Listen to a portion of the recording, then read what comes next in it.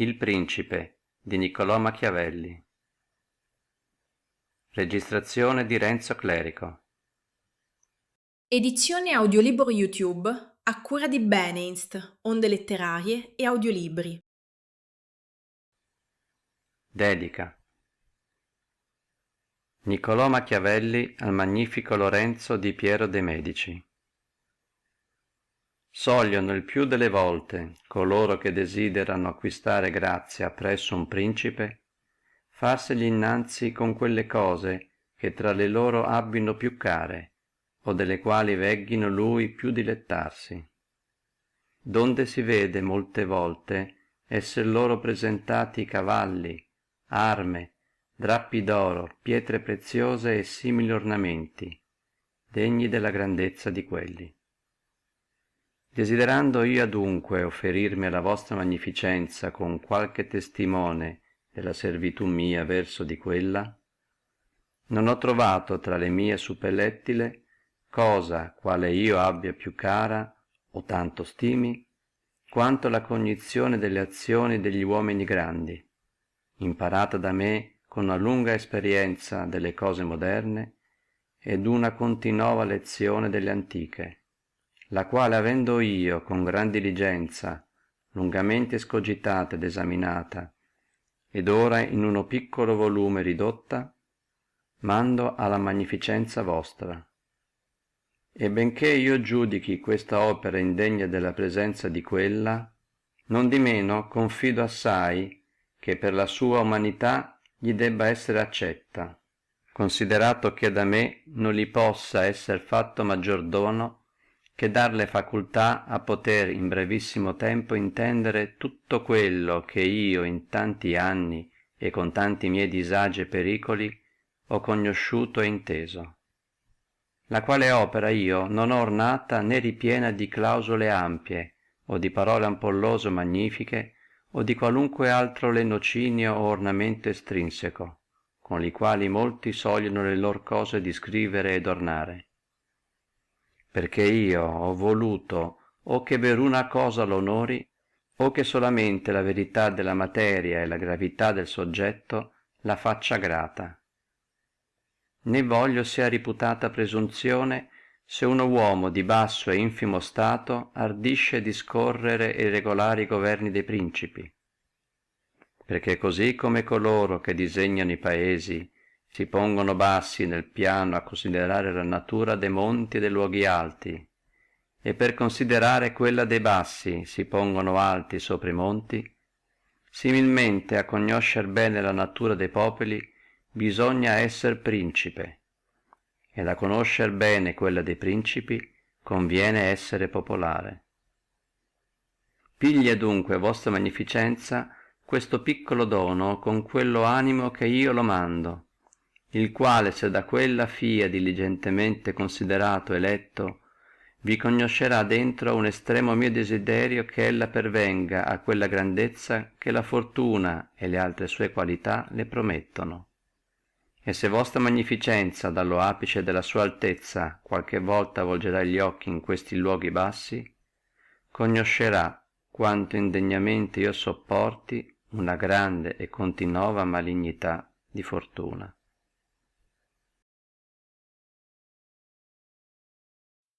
Capitoli da 1 a 3. Capitolo 1. Quante siano le specie dei principati e con quali modi si acquistino. Tutti gli stati, tutti i domini che hanno avuto e hanno imperio sopra gli uomini, sono stati e sono o repubbliche o principati. I principati sono o ereditati, nei quali il sangue del loro signore ne sia stato lungo tempo principe, o sono nuovi. I nuovi o sono nuovi tutti, come fu Milano a Francesco Sforza, o sono come membri aggiunti allo stato ereditario del principe che li acquista, come è il regno di Napoli al re di Spagna. Sono questi domini così acquistati o consueti a vivere sotto un principe o usi a essere liberi, ed acquistansi o con le armi di altri o con le proprie, o per fortuna o per virtù. Fine del capitolo 1. Capitolo 2. Dei principati ereditari. Io lascerò indietro il ragionare delle repubbliche, perché altra volta ne ragionai a lungo. Voltirommi solo al principato, e anderò nel ritessere queste orditure di sopra, disputando come questi principati si possono governare e mantenere. Dico adunque che negli stati ereditari ed assuefatti al sangue del loro principe sono assai minori difficultà a mantenerli che ne nuovi, perché basta solo non trapassare l'ordine de suoi antenati e di poi temporeggiare con gli accidenti, in modo che se tal principe è di ordinaria industria sempre si manterrà nel suo stato, se non è una estraordinaria ed eccessiva forza che ne lo priva. E privato che ne sia, quantunque di sinistra abbia l'occupatore, lo riacquista. Noi abbiamo in Italia, per esempio, il duca di Ferrara, il quale non ha retto agli assalti dei viniziani nell'84 né a quelli di Papa Iulio nel 10 per altre cagioni, che per essere antiquato in quel dominio. Perché il principe naturale ha minori cagioni e minori necessità di offendere, donde conviene che sia più amato, e se estraordinarii vizi non lo fanno odiare, è ragionevole che naturalmente sia ben voluto da suoi. E nell'antichità e continuazione del dominio sono spente le memorie e le cagioni delle innovazioni, perché sempre una mutazione lascia lo addentellato per l'edificazione dell'altra. Fine del capitolo 2. Capitolo 3. Dei principati misti. Ma nel principato nuovo consistono le difficultà, e prima se non è tutto nuovo ma come membro, che si può chiamare tutto insieme quasi misto, le variazioni sue nascono in prima da una naturale difficultà, qual è in tutti i principati nuovi, perché gli uomini mutano volentieri signore, credendo migliorare, e questa credenza gli fa pigliare l'arme contro a chi regge, di che si ingannano, perché veggono poi per esperienzia aver peggiorato, il che dipende da un'altra necessità naturale ed ordinaria, quale fa che sempre bisogna offendere quelli di chi si diventa nuovo principe, e con gente d'arme e con infinite altre ingiurie che si tira dietro il nuovo acquisto, di modo che si trovi avere inimici tutti quelli che tu hai offesi in occupare quel principato, e non ti puoi mantenere amici quelli che vi ti hanno messo, per non li potere satisfare in quel modo che si erano presupposto, e per non potere tu usare contra di loro medicine forti, essendo loro obbligato, perché sempre, ancorché uno sia fortissimo in su gli eserciti, ha bisogno del favore dei provinciali ad entrare in una provincia. Per queste ragioni Luigi XII, re di Francia, occupò subito Milano e subito lo perdé, e bastarono a toglierlo la prima volta le forze proprie di Lodovico, perché quelli populi che gli avevano aperte le porte, trovandosi ingannati dell'opinione loro e di quel futuro bene che si avevano presupposto, non potevano sopportare fastidi del nuovo principe. È ben vero che acquistandosi poi la seconda volta i paesi ribellati si perdono con più difficultà, perché il Signore, presa occasione dalla ribellione, è meno rispettivo ad assicurarsi, con punire i delinquenti, chiarire i sospetti, provvedersi nelle parti più deboli, in modo che se a far perdere Milano a Francia bastò la prima volta un duco Lodovico che romeggiasse in suoi confini, a farlo di poi perdere la seconda gli bisognò avere contro il mondo tutto, e che gli eserciti suoi fossero spenti e cacciati d'Italia, il che nacque dalle cagioni soprasdette. Non di meno e la prima e la seconda volta gli fu tolto. Le cagioni universali della prima si sono discorse, resta ora a vedere quella della seconda, e dire che rimedi egli aveva e quali può avere uno che fusse ne termini suoi, per potersi meglio mantenere nello acquistato, che non fece il re di Francia. Dico pertanto che questi stati, i quali acquistandosi si aggiungono a uno stato antico di quello che li acquista, o sono della medesima provincia e della medesima lingua, o non sono. Quando siano, è facilità grande a tenerli, massimamente quando non siano usi a vivere liberi. E a possederli sicuramente basta avere spenta la linea del principe che li dominava, perché nelle altre cose, mantenendosi loro le condizioni vecchie, e non vi essendo disformità di costumi, gli uomini si vivono quietamente, come si è visto che ha fatto la Borgogna, la Bretagna, la Guascogna e la Normandia, che tanto tempo sono state con Francia. E benché vi sia qualche disformità di lingua, non di meno i costumi sono simili e possonsi tra loro facilmente comportare. E a chi le acquista, volendole tenere, bisogna avere due rispetti: l'uno, che il sangue del loro principe antico si spenga; l'altro, di non alterare né loro leggi né loro dazzi, talmente che in brevissimo tempo diventa con il loro principato antico tutto un corpo. Ma quando si acquistano stati in una provincia disforme di lingua, di costumi e di ordini, qui sono le difficultà, e qui bisogna avere gran fortuna e grande industria a tenerli. Ed uno dei maggiori rimedi e più vivi sarebbe che la persona di chi li acquista vi andasse ad abitare. Questo farebbe più sicura e più durabile quella possessione, come ha fatto il turco di Grecia, il quale con tutti gli altri ordini osservati da lui per tenere quello stato, se non vi fosse ito ad abitare, non era possibile che lo tenesse, perché standovi si veggono nascere disordini e presto vi si può rimediare; non vi stando si intendono quando sono grandi e non vi è più rimedio. Non è oltre a questo la provincia spogliata da tuoi ufficiali, satisfannosi i sudditi del ricorso propinquo al principe, donde hanno più cagione di amarlo, volendo essere buoni, e volendo essere altrimenti di temerlo. Chi degli esterni volesse assaltare quello stato vi ha più rispetto, tanto che abitandovi lo può con grandissima difficultà perdere. L'altro miglior rimedio è mandare colonie in uno o in due luoghi che siano quasi le chiavi di quello stato, perché è necessario o fare questo o tenervi assai gente d'arme e fanterie.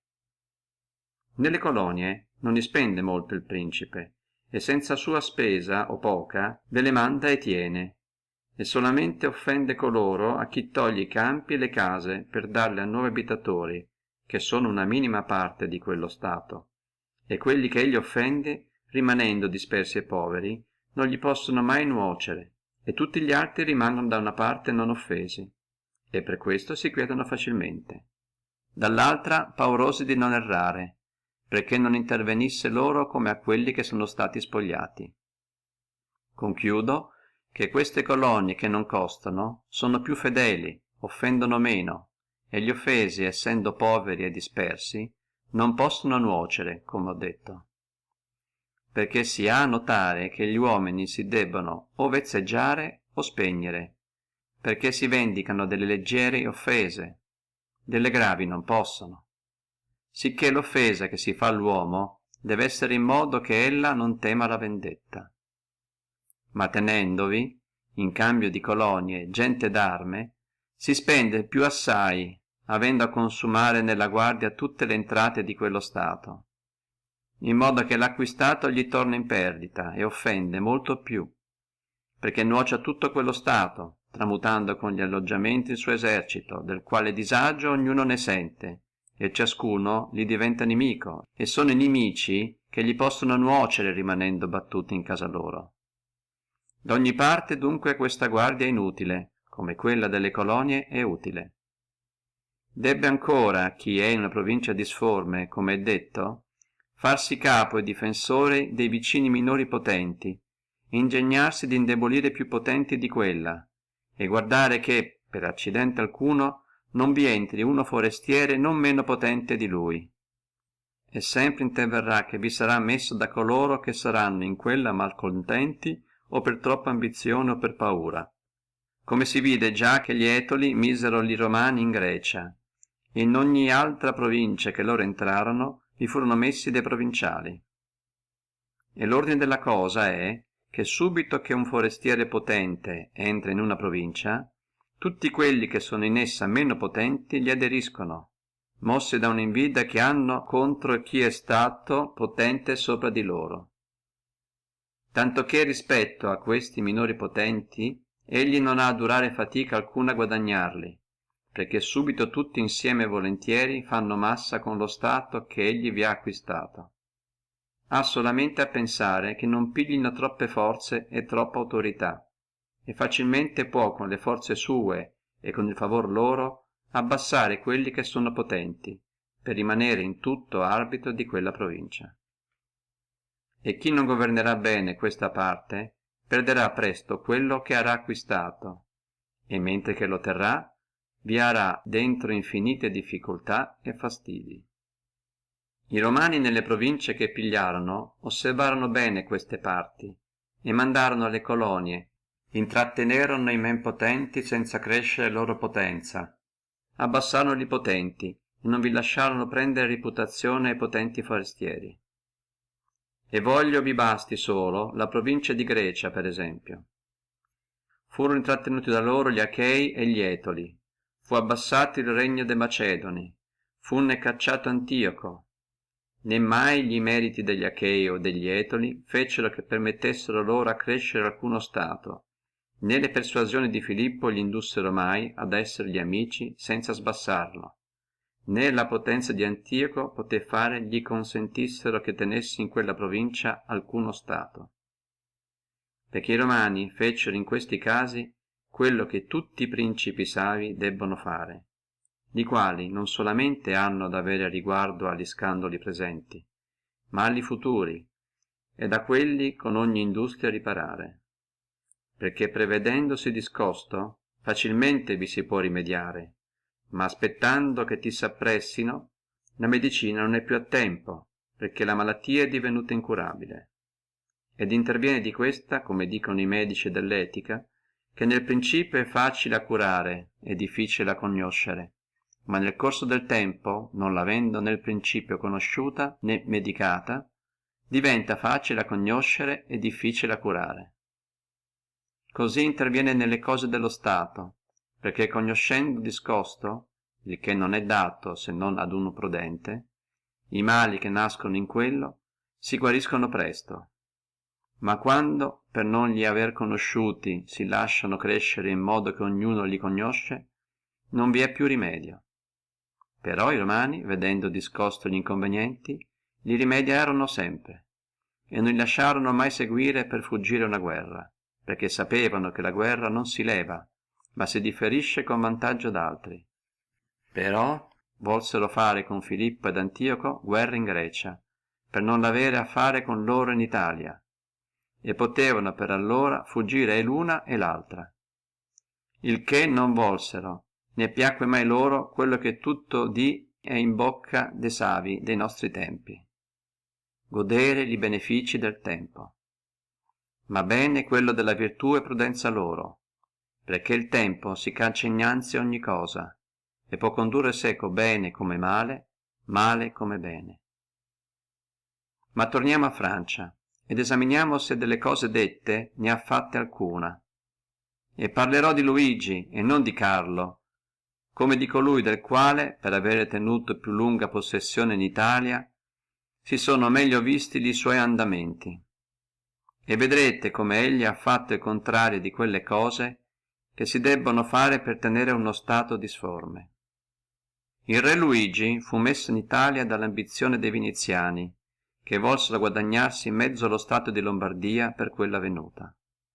Io non voglio biasimare quella venuta o partito preso dal re, perché volendo cominciare a mettere un piede in Italia e non avendo in questa provincia amici, anzi essendoli per i portamenti del re Carlo serrate tutte le porte, fu forzato a prendere quelle amicizie che poteva, e sarebbeli riuscito il pensiero bene preso, quando negli altri maneggi non avesse fatto errore alcuno. Acquistata adunque il re la Lombardia, si riguadagnò subito quella reputazione che gli aveva tolta Carlo, Genova cedette, i fiorentini gli diventorono amici, Marchese di Mantova, Duca di Ferrara, Bentivogli, Madonna di Furlí, Signore di Faenza, di Pesaro, di Rimino, di Camerino, di Piombino, Lucchesi, Pisani, Sanesi, ognuno se li fece incontro per essere suo amico. E da allora poterono considerare i viniziani la temerità del partito preso da loro, i quali, per acquistare 2 terre in Lombardia, fecero signore il re di 2/3 d'Italia. Consideri ora uno con quanta poca difficoltà poteva il re tenere in Italia la sua reputazione se egli avesse osservate le regole sopradette e tenuti sicuri e difesi tutti quelli amici suoi, li quali per essere grande numero e deboli e paurosi chi della Chiesa chi de viniziani erano sempre necessitati a star seco e per il mezzo loro poteva facilmente assicurarsi di chi ci restava grande. Ma egli non prima fu in Milano che fece il contrario, dando aiuto a Papa Alessandro perché gli occupasse la Romagna. Ne si accorse con questa deliberazione che faceva sé debole, togliendosi gli amici e quelli che se li erano gittati in grembo, e la Chiesa grande, aggiungendo allo spirituale, che gli dà tanta autorità, tanto temporale.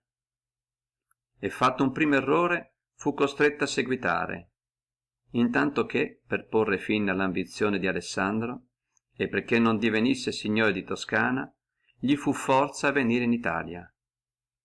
E non gli bastò aver fatto grande la Chiesa e toltisi gli amici, che per volere il regno di Napoli lo divise con il re di Spagna, e dove egli era primo arbitro d'Italia vi messe un compagno, acciò che gli ambiziosi di quella provincia e malcontenti di lui avessero dove ricorrere, e dove poteva lasciare in quel regno un re suo pensionario, egli ne lo trasse per mettervi uno che potesse cacciarne lui. È cosa veramente molto naturale e ordinaria desiderare di acquistare, e sempre quando gli uomini lo fanno che possino ne saranno laudati e non biasimati. Ma quando non possono e vogliono farlo in ogni modo, qui è il biasimo e l'errore. Se Francia adunque con le sue forze poteva assaltare Napoli, doveva farlo; se non poteva, non doveva dividerlo. E se la divisione che fece con i viniziani di Lombardia meritò scusa per avere con quella messo il piede in Italia, questa meritò biasimo per non essere scusato da quella necessità.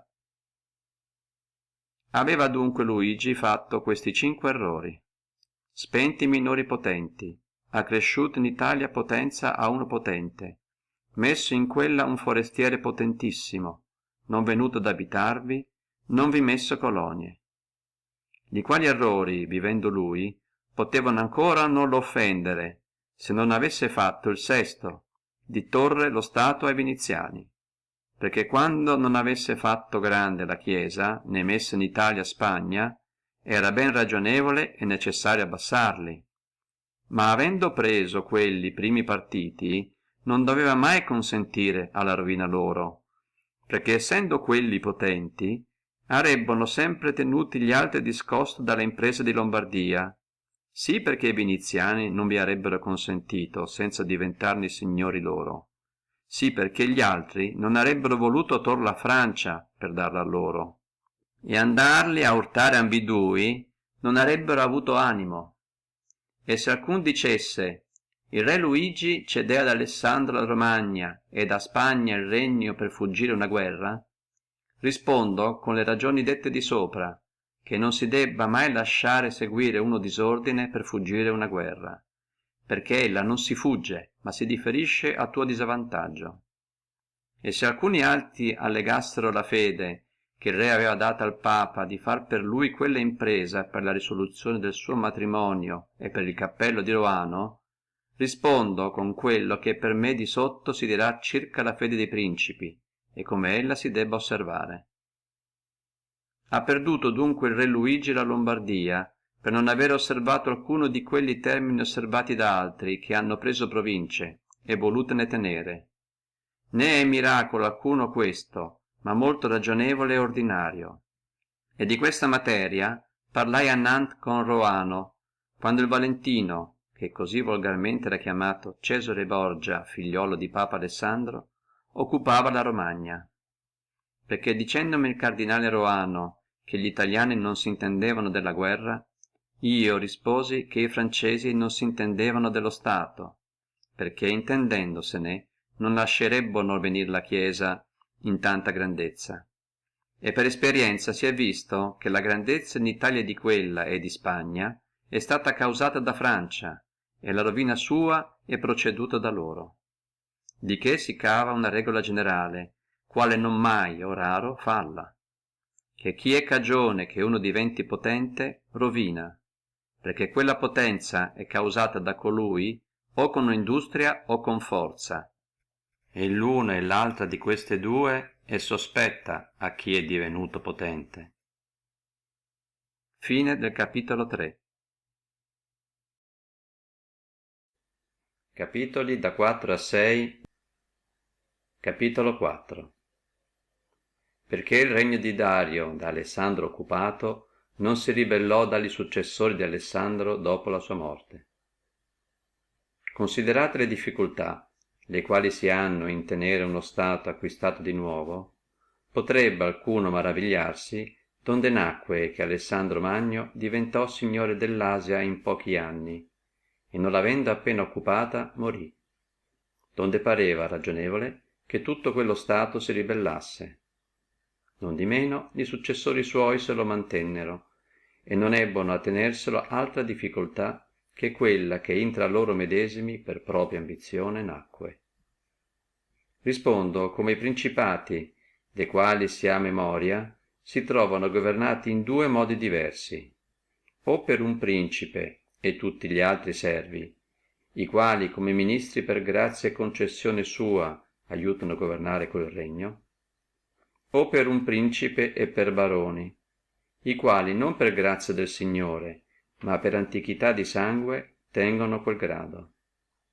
Questi tali baroni hanno stati e sudditi propri, li quali gli riconoscono per signori e hanno in loro naturale affezione. Quelli stati che si governano per un principe e per servi hanno il loro principe con più autorità, perché in tutta la sua provincia non è alcuno che riconosca per superiore se non lui, e se ubbidiscono ad altri lo fanno come un ministro e ufficiale e non gli portano particolare amore.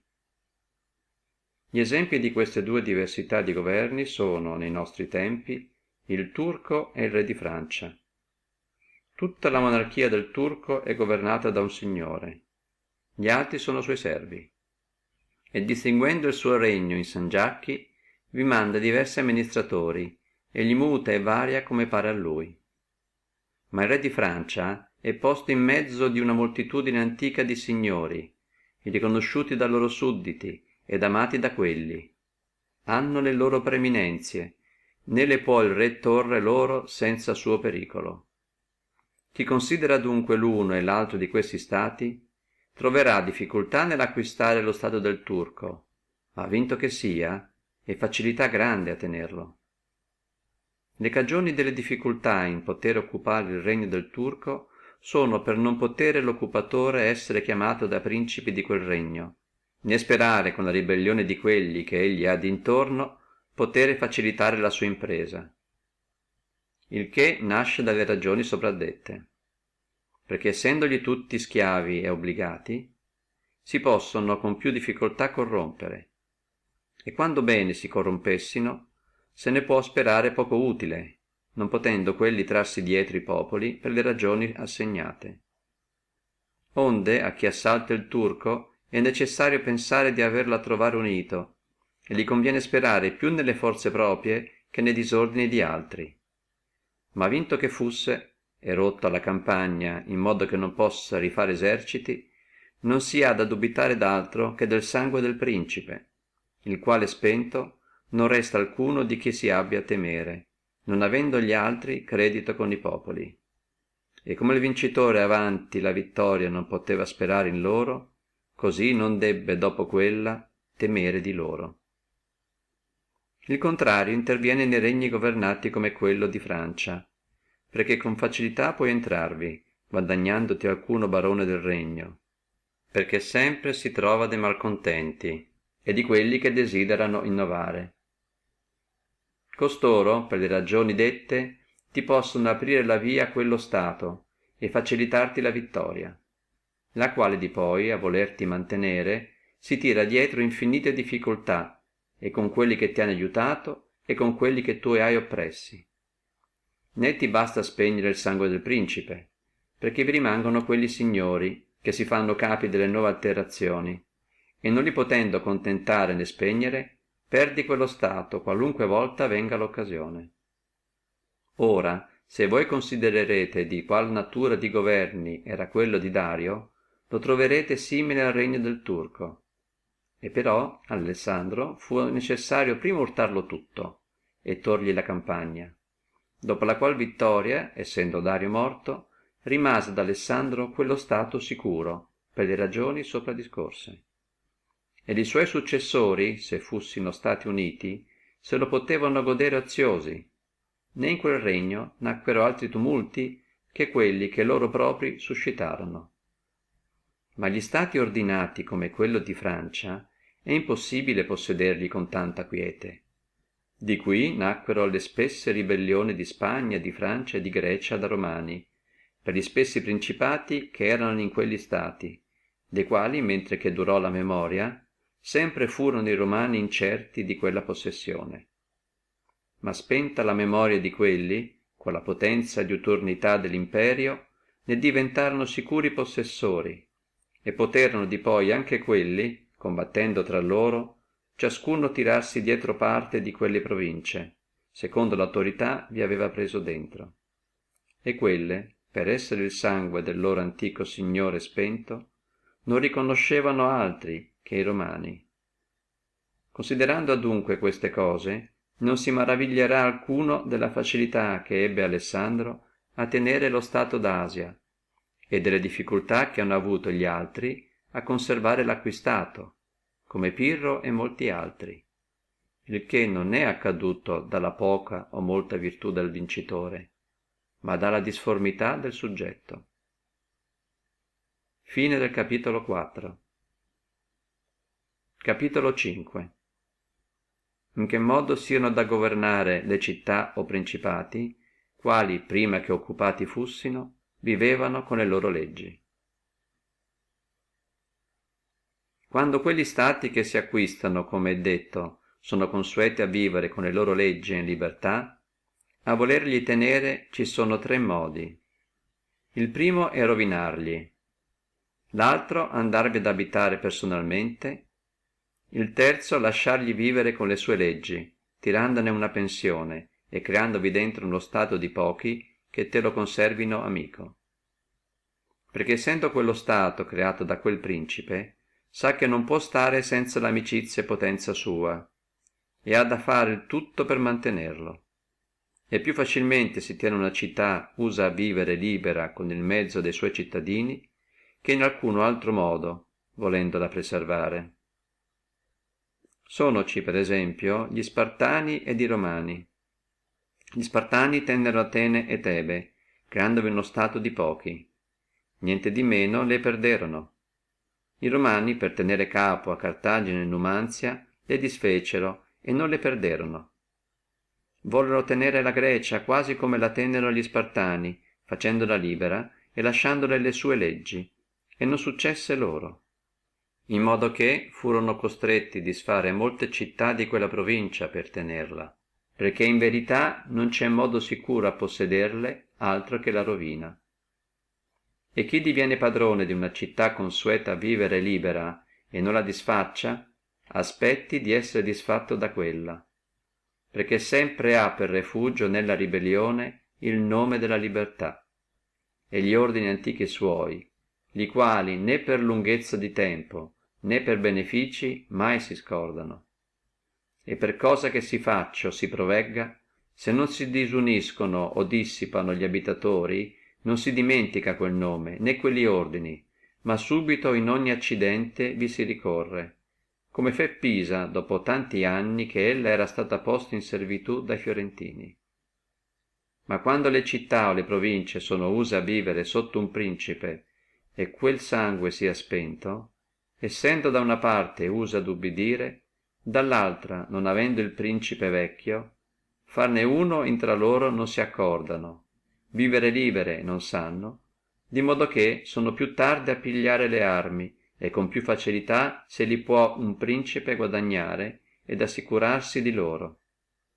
Ma nelle repubbliche è maggior odio, più desiderio di vendetta, né le lascia né può lasciare riposare la memoria dell'antica libertà, talché la più sicura via è spegnerle o abitarvi. Fine del capitolo 5. Capitolo 6. De principati nuovi che con le proprie armi e virtù si acquistano.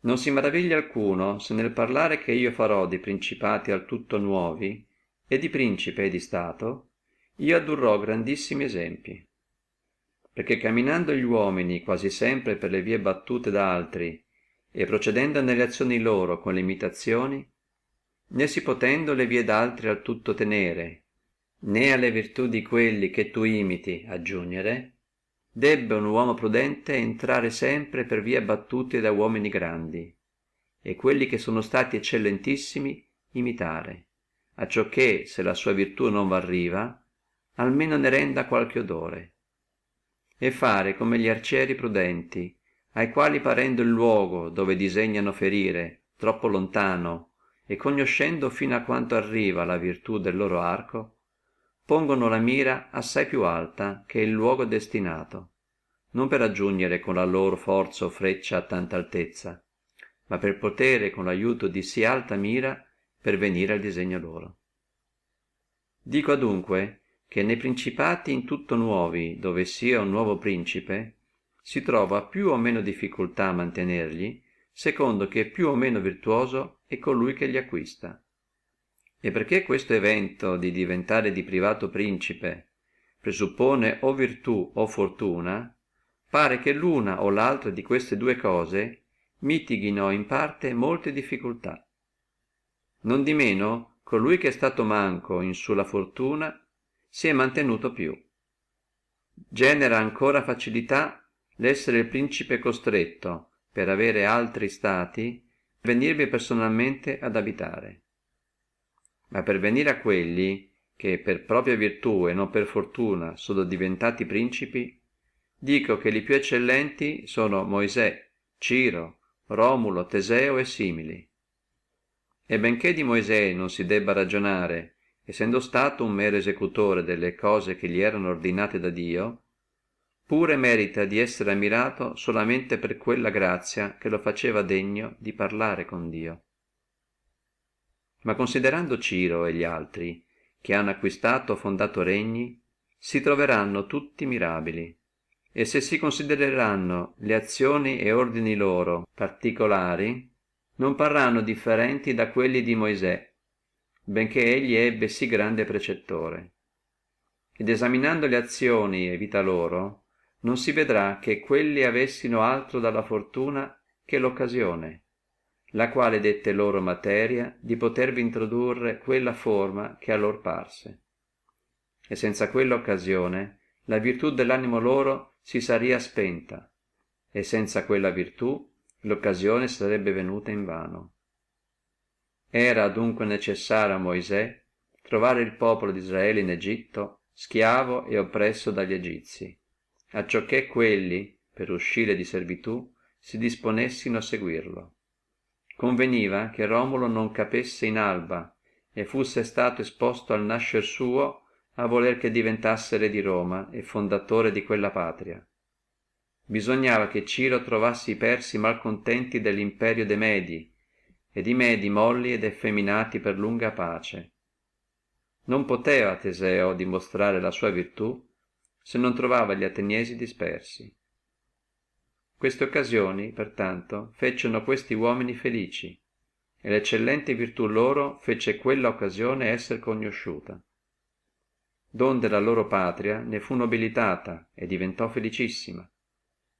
Quelli quali per vie virtuose simili a costoro diventano principi, acquistano il principato con difficultà, ma con facilità lo tengono, e le difficoltà che hanno nell'acquistare il principato nascono in parte da nuovi ordini e modi che sono forzati introdurre per fondare lo stato loro e la loro sicurtà. E debbesi considerare come non è cosa più difficile a trattare, né più dubbia a riuscire, né più pericolosa a maneggiare, che farsi capo a introdurre nuovi ordini. Perché l'introduttore ha per nemici tutti coloro che degli ordini vecchi fanno bene, e tiepidi difensori tutti quelli che degli ordini nuovi farebbero bene. La qual tiepidezza nasce parte per paura degli avversari, che hanno le leggi in beneficio loro, parte dalla incredulità degli uomini, i quali non credono in verità le cose nuove se non le veggono nate esperienza ferma. Donde nasce che qualunque volta quelli che sono nemici hanno occasione di assaltare, lo fanno parzialmente, e quelli altri difendono tiepidamente, in modo che insieme con loro si periclita. È necessario pertanto, volendo discorrere bene questa parte, esaminare se questi innovatori stanno per loro medesimi o se dipendano da altri, cioè se per condurre l'opera loro bisogna che preghino ovvero possono forzare. Nel primo caso capitano sempre male e non conducono cosa alcuna, ma quando dipendono da loro propri e possono forzare, allora è che rade volte periclitano. Di qui nacque che tutti li profeti armati vinsono e li disarmati rovinarono, perché oltre le cose dette la natura dei popoli è varia ed è facile a persuadere loro una cosa, ma è difficile fermarli in quella persuasione. E però conviene essere ordinato, in modo che quando non credono più si possa far loro credere per forza. Moisè, Ciro, Teseo e Romulo non avrebbano potuto fare osservare lungamente le loro costituzioni se fussero stati disarmati, come nei nostri tempi intervenne a frate Girolamo Savonarola, il quale rovinò nei suoi ordini nuovi come la moltitudine cominciò a non credergli, e lui non aveva il modo da tenere fermi quelli che avevano creduto, né a far credere i discredenti. Però questi tali hanno nel condursi gran difficoltà, e tutti i loro pericoli sono tra via, e conviene che con la virtù li superino. Ma superati che li hanno, e che cominciano ad essere in venerazione, avendo spenti quelli che di sua qualità gli avevano invidia, rimangono potenti, sicuri, onorati e felici. A sì alti esempi io voglio aggiungere un esempio minore, ma bene arà qualche proporzione con quelli, e voglio mi basti per tutti gli altri simili. E questo è Ierone Siracusano. Costui di privato diventò principe di Siracusa, né ancora egli conobbe altro dalla fortuna che l'occasione, perché essendo i siracusani oppressi, l'elessono per loro capitano, donde meritò di essere fatto loro principe, e fu di tanta virtù ancora in privata fortuna, che chi ne scrive dice che niente gli mancava a regnare eccetto il regno. Costui spense la milizia vecchia, ordinò la nuova, lasciò le amicizie antiche, prese delle nuove, e come ebbe amicizie e soldati che fussero suoi, potette in su tale fondamento edificare ogni edificio, tanto che egli durò assai fatica in acquistare e poca in mantenere. Fine del capitolo 6. Capitoli da 7 a 8. Capitolo 7. De principati nuovi che con forze d'altre per fortuna si acquistano. Coloro i quali solamente per fortuna diventano di privati principi, con poca fatica diventano, ma con assai si mantengono, e non hanno difficoltà alcuna tra via, perché vi volano, ma tutte le difficoltà nascono da poi che vi sono posti. E questi tali sono quelli a chi è concesso alcuno stato, o per danari o per grazia di chi lo concede, come intervenne a molti in Grecia nella città di Ionia e dell'Ellesponto, dove furono fatti principi da Dario, acciò le tenessero per sua sicurtà e gloria, come erano ancora fatti quelli imperadori, che di privati per corruzione de soldati pervenivano allo imperio. Questi stanno semplicemente in su la volontà e fortuna di chi li ha fatti grandi, che sono due cose volubilissime e instabili, e non sanno e non possono tenere quel grado. Non sanno, perché se non è uomo di grande ingegno e virtù, non è ragionevole che, essendo sempre vissuto in privata fortuna, sappia comandare. Non possono, perché non hanno forze che gli possino essere amiche e fedeli. Di poi gli stati che vengono subito, come tutte le altre cose della natura che nascono e crescono presto, non possono avere le radici e corrispondenzie loro, in modo che il primo tempo avverso non le spenga. Se già quelli, come è detto, che sì in un subito sono diventati principi, non sono di tanta virtù che quello che la fortuna ha messo loro in grembo, sappino subito prepararsi a conservare, e quelli fondamenti che gli altri hanno fatti avanti che diventino principi, gli faccino poi. Io voglio all'uno e all'altro di questi modi, circa il diventare principe per virtù o per fortuna, addurre due esempi stati nei dì della memoria nostra, e questi sono Francesco Sforza e Cesare Borgia. Francesco, per li debiti mezzi e con una sua gran virtù, di privato diventò duca di Milano, e quello che con 1000 affanni aveva acquistato, con poca fatica mantenne. Dall'altra parte Cesare Borgia, chiamato dal vulgo Duca Valentino, acquistò lo Stato con la fortuna del padre, e con quella lo perdette, nonostante che per lui si usasse ogni opera e facessinsi tutte quelle cose che per un prudente e virtuoso uomo si dovevano fare, per mettere le radici sue in quegli stati che l'armi e la fortuna di altri gli aveva concessi. Perché, come di sopra si disse, chi non fa i fondamenti prima, gli potrebbe con una gran virtù fare di poi, ancor che si faccino con disagio dell'architettore e pericolo dello edificio.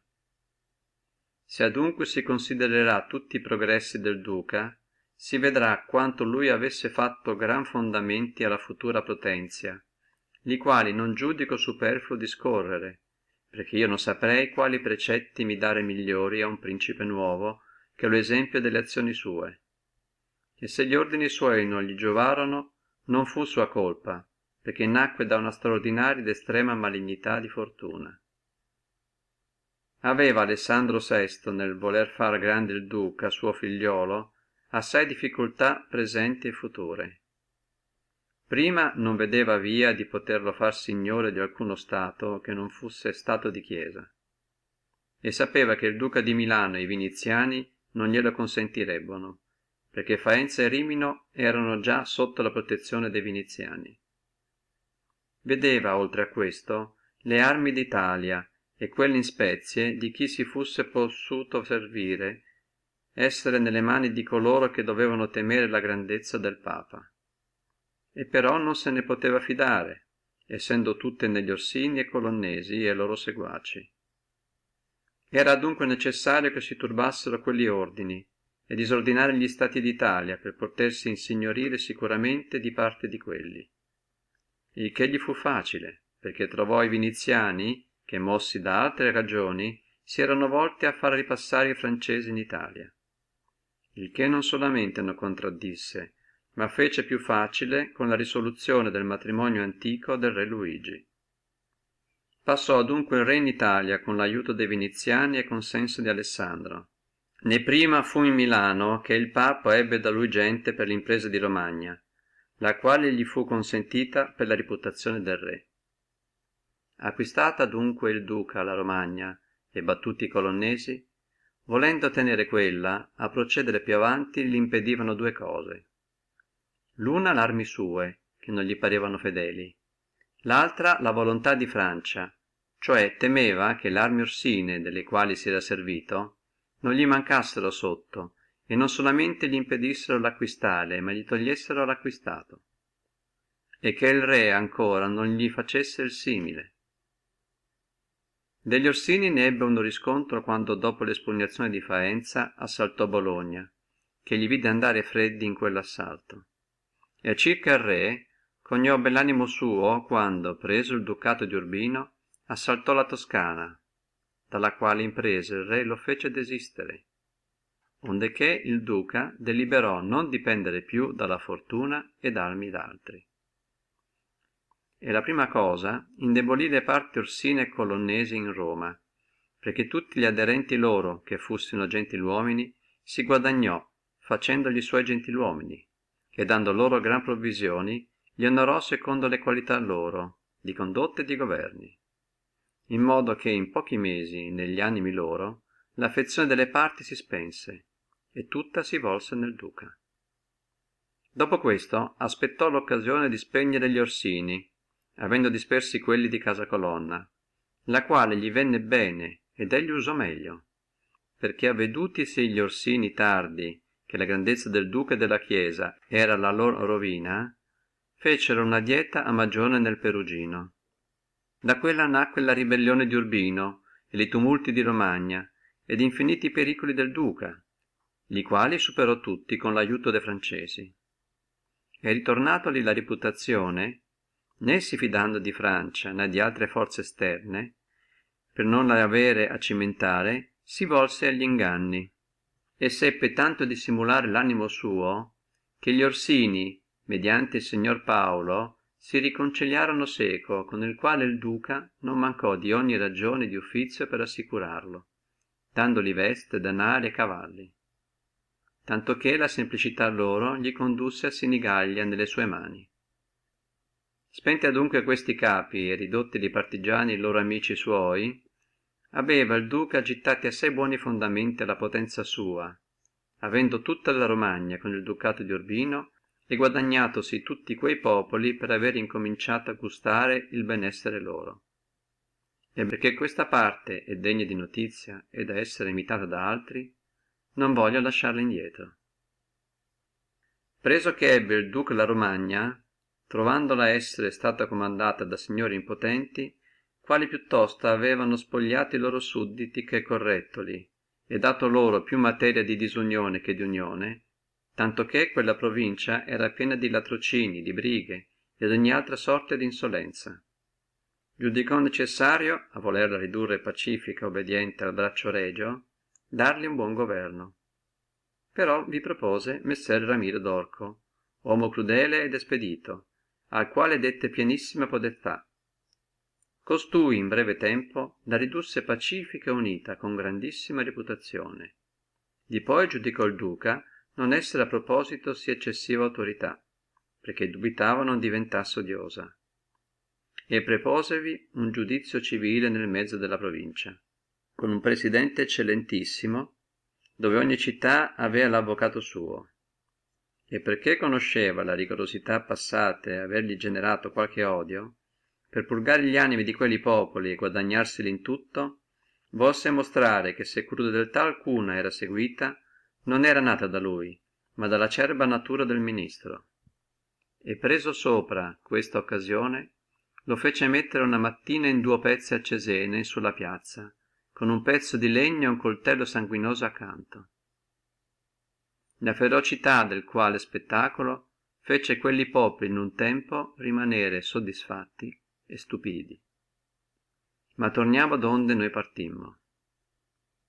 Dico che trovandosi il duca assai potente ed in parte assicurato da presenti pericoli, per essersi armato a suo modo ed avere in buona parte spente quelle arme che vicini lo potevano offendere, gli restava, volendo precedere con l'acquisto, il rispetto di Francia, perché conosceva che dal re, il quale tardi si era veduto dell'errore suo, non gli sarebbe sopportato, e cominciò per questo a cercare amicizie nuove e vacillare con Francia nella venuta che fecero i francesi verso il regno di Napoli contro gli spagnoli che assediavano Gaeta.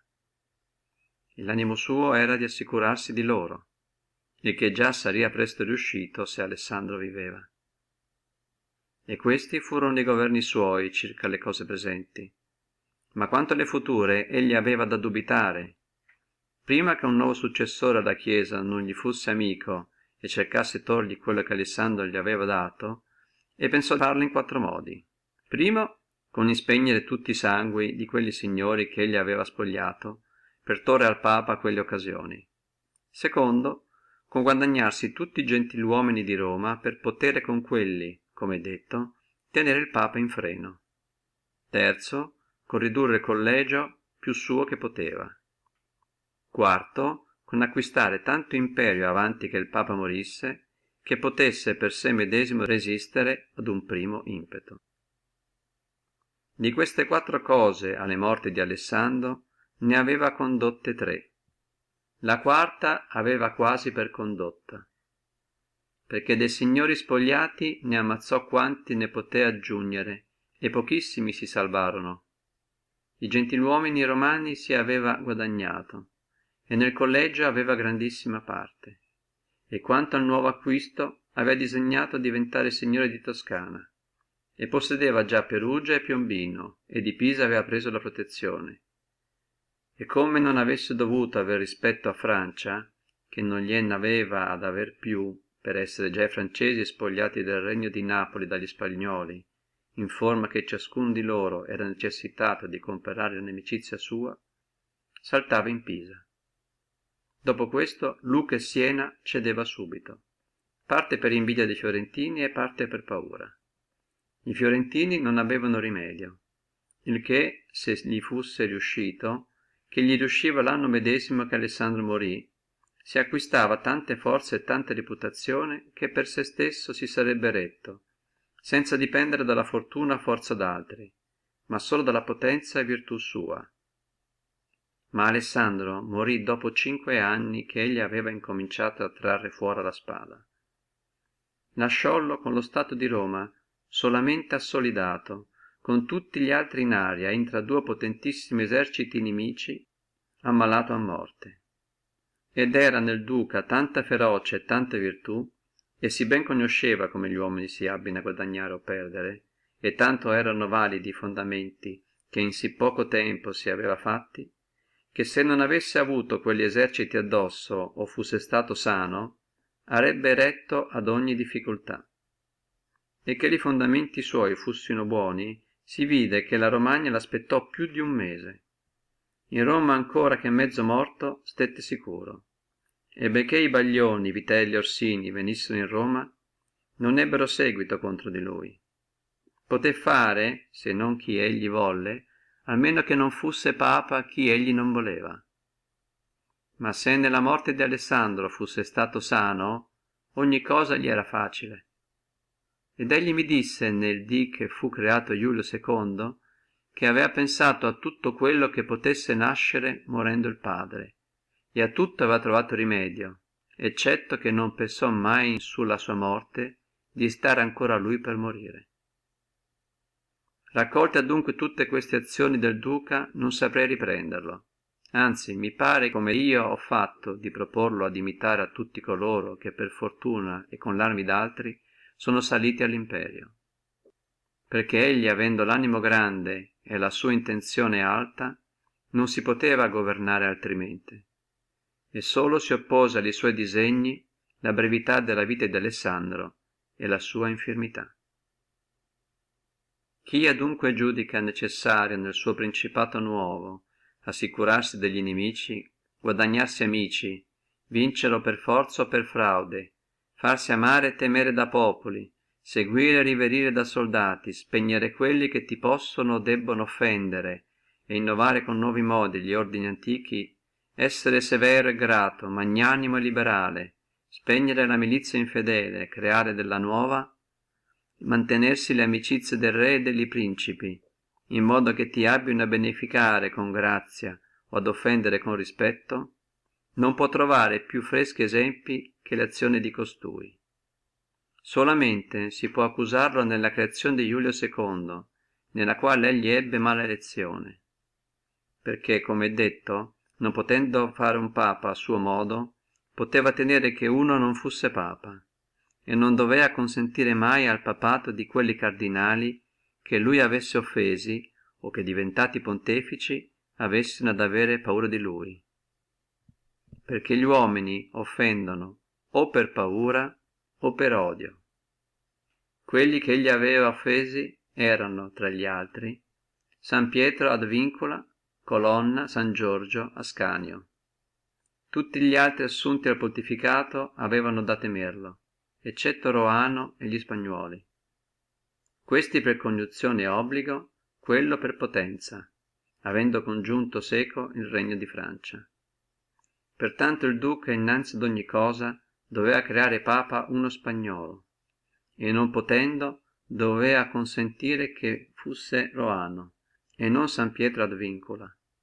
E chi crede che ne personaggi grandi benefici nuovi faccino dimenticare le ingiurie vecchie si inganna. Errò adunque il duca in questa elezione e fu cagione dell'ultima rovina sua. Fine del capitolo 7. Capitolo 8. Di quelli che per scelleratezze sono pervenuti al Principato. Ma perché di privato si diventa ancora in due modi principe, il che non si può al tutto o alla fortuna o alla virtù attribuire, non mi pare da lasciarli indietro, ancora che dell'uno si possa più diffusamente ragionare dove si trattasse delle repubbliche. Questi sono quando o per qualche via scellerata e nefaria si ascende al Principato, o quando uno privato cittadino col favore degli altri suoi cittadini diventa principe della sua patria. E parlando del primo modo si mostrerà con due esempi, l'uno antico l'altro moderno, senza entrare altrimenti nei meriti di questa parte, perché giudico che bastino a chi fusse necessitato imitarli. Agatocle siciliano, non solo di privata ma di infima abietta fortuna, divenne re di Siracusa. Costui, nato di un orciolaio, tenne sempre per i gradi della sua fortuna vita scellerata. Non di manco accompagnò le sue scelleratezze con tanta virtù di animo e di corpo, che voltosi alla milizia, per i gradi di quella pervenne ad essere pretore di Siracusa. Nel qual grado essendo constituito ed avendo deliberato volere diventare principe e tenere con violenzia senza obbligo d'altri quello che d'accordo gli era stato concesso, ed avuto di questo suo disegno intelligenza con Amilcare Cartaginese, il quale con gli eserciti militava in Sicilia, congregò una mattina il popolo ed il senato di Siracusa, come se egli avesse avuto a deliberare cose pertinenti alla Repubblica. E da un cenno ordinato fece da suoi soldati uccidere tutti i senatori, i più ricchi del popolo, i quali morti occupò e tenne il principato di quella città senza alcuna controversia civile. E benché da Cartaginesi fusse due volte rotto e ultimamente assediato, non solamente poté difendere la sua città, ma lasciata parte della sua gente alla difesa di quella, con l'altra assaltò l'Africa e in breve tempo liberò Siracusa dall'assedio e condusse i cartaginesi in estrema necessità, i quali furono necessitati ad accordarsi con quello, ad essere contenti della possessione dell'Africa e ad Agatocle lasciare la Sicilia. Chi considerasse adunque le azioni e virtù di costui non vedria cose o poche le quali possa attribuire alla fortuna, con ciò sia che, come di sopra è detto, non per favore di alcuno, ma per gli gradi della milizia, quali con mille disagi e pericoli si aveva guadagnato per venisse al Principato, e quello di poi con tanti animosi partiti e pericolosi mantenesse. Non si può chiamare ancora virtù ammazzare gli suoi cittadini, tradire gli amici, essere senza fede, senza pietà, senza religione, i quali modi possono far acquistare imperio, ma non gloria. Perché se si considerasse la virtù di Agatocle nell'entrare e nell'uscire dai pericoli, e la grandezza dell'animo suo nel sopportare e superare le cose avverse, non si vede perché egli abbia ad essere tenuto inferiore a qualsi sia eccellentissimo capitano. Non di meno la sua efferata crudeltà ed inumanità con infinite scelleratezze non consentono che sia tra gli eccellentissimi uomini celebrato. Non si può adunque attribuire alla fortuna o alla virtù quello che senza l'una e l'altra fu da lui conseguito. Nei tempi nostri, regnante Alessandro VI, Oliverotto da Fermo, essendo più anni addietro rimaso piccolo, fu da uno suo zio materno chiamato Giovanni Fogliani allevato, e nei primi tempi della sua gioventù dato a militare sotto Paolo Vitelli, acciò che ripieno di quella disciplina per venisse a qualche grado eccellente di milizia. Morto di poi Paolo, militò sotto Vitellozzo suo fratello, ed in brevissimo tempo, per essere ingegnoso e della persona e dell'animo gagliardo, diventò dei primi uomini della sua milizia. Ma parendogli cosa servile lo stare con altri, pensò con l'aiuto di alcuni cittadini di Fermo, a quali era più cara la servitù che la libertà della loro patria, e con il favore vitellesco di occupare Fermo, e scrisse a Giovanni Fogliani, come essendo stato più anni fuori di casa, voleva venire a vedere lui e la sua città, e in qualche parte riconoscere il suo patrimonio. E perché non si era affaticato per altro che per acquistare onore, acciò che i suoi cittadini vedessero come non aveva speso il tempo in vano, voleva venire onorevolmente ed accompagnato da 100 cavalli di suoi amici e servitori, e pregavalo che fusse contento ordinare che da Firmani fosse ricevuto onoratamente, il che non solamente tornava onore a lui, ma a sé proprio, essendo suo allievo. Non mancò pertanto Giovanni di alcun offizio debito verso il nipote, e fattolo ricevere onoratamente da Firmani, alloggiò nelle case sue, dove passato alcuno giorno, e attesa a ordinare quello che alla sua futura scelleratezza era necessario, fece un convito solennissimo, dove invitò Giovanni Fogliani e tutti i primi uomini di Fermo. Ed avuto che ebbero fine le vivande e tutti gli altri intrattenimenti che in simili conviti si fanno, Oliverotto ad arte mosse certi ragionamenti gravi, parlando della grandezza di Papa Alessandro e di Cesare suo figliolo e delle imprese loro, ali quali ragionamenti rispondendo Giovanni e gli altri, egli a un tratto si rizzò, dicendo quelle essere cose da parlarne in più segreto luogo, e ritirossi in una camera, dove Giovanni e tutti gli altri cittadini gli andarono dietro. Né prima furono posti a sedere, che da luoghi segreti di quella uscirono soldati che amazzarono Giovanni e tutti gli altri.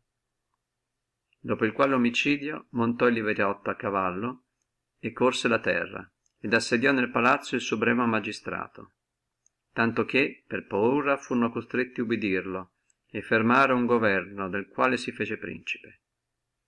E morti tutti quelli che per essere malcontenti lo potevano offendere, si corroborò con nuovi ordini civili e militari, in modo che in spazio di un anno che tenne il principato, non solamente egli era sicuro nella città di Fermo, ma era diventato formidabile a tutti i suoi vicini, e sarebbe stata la sua espugnazione difficile come quella di Agatocle, se non si fusse lasciato ingannare da Cesare Borgia, quando a Sinigaglia, come di sopra si disse, prese gli Orsini e i Vitelli, dove preso ancora lui, un anno dopo il commesso parricidio, fu insieme con Vitellozzo, il quale aveva avuto maestro delle virtù e scelleratezze sue, strangolato.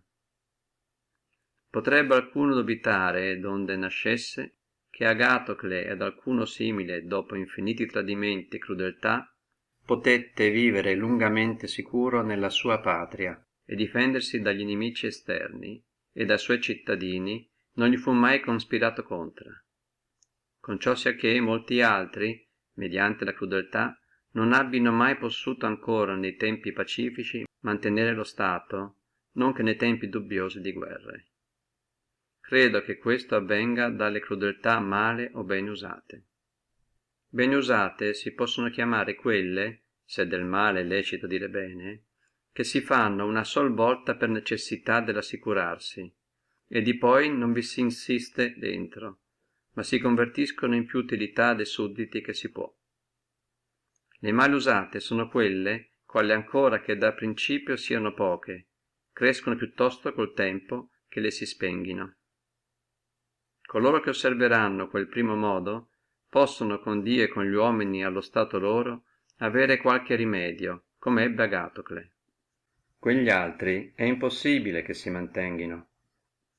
Onde è da notare che nel pigliare uno Stato debbe l'occupatore di esso discorrere e fare tutte le crudeltà in un tratto, e per non avere a ritornarvi ogni dì, e per potere, non l'innovando, assicurare gli uomini e guadagnarseli con beneficarli.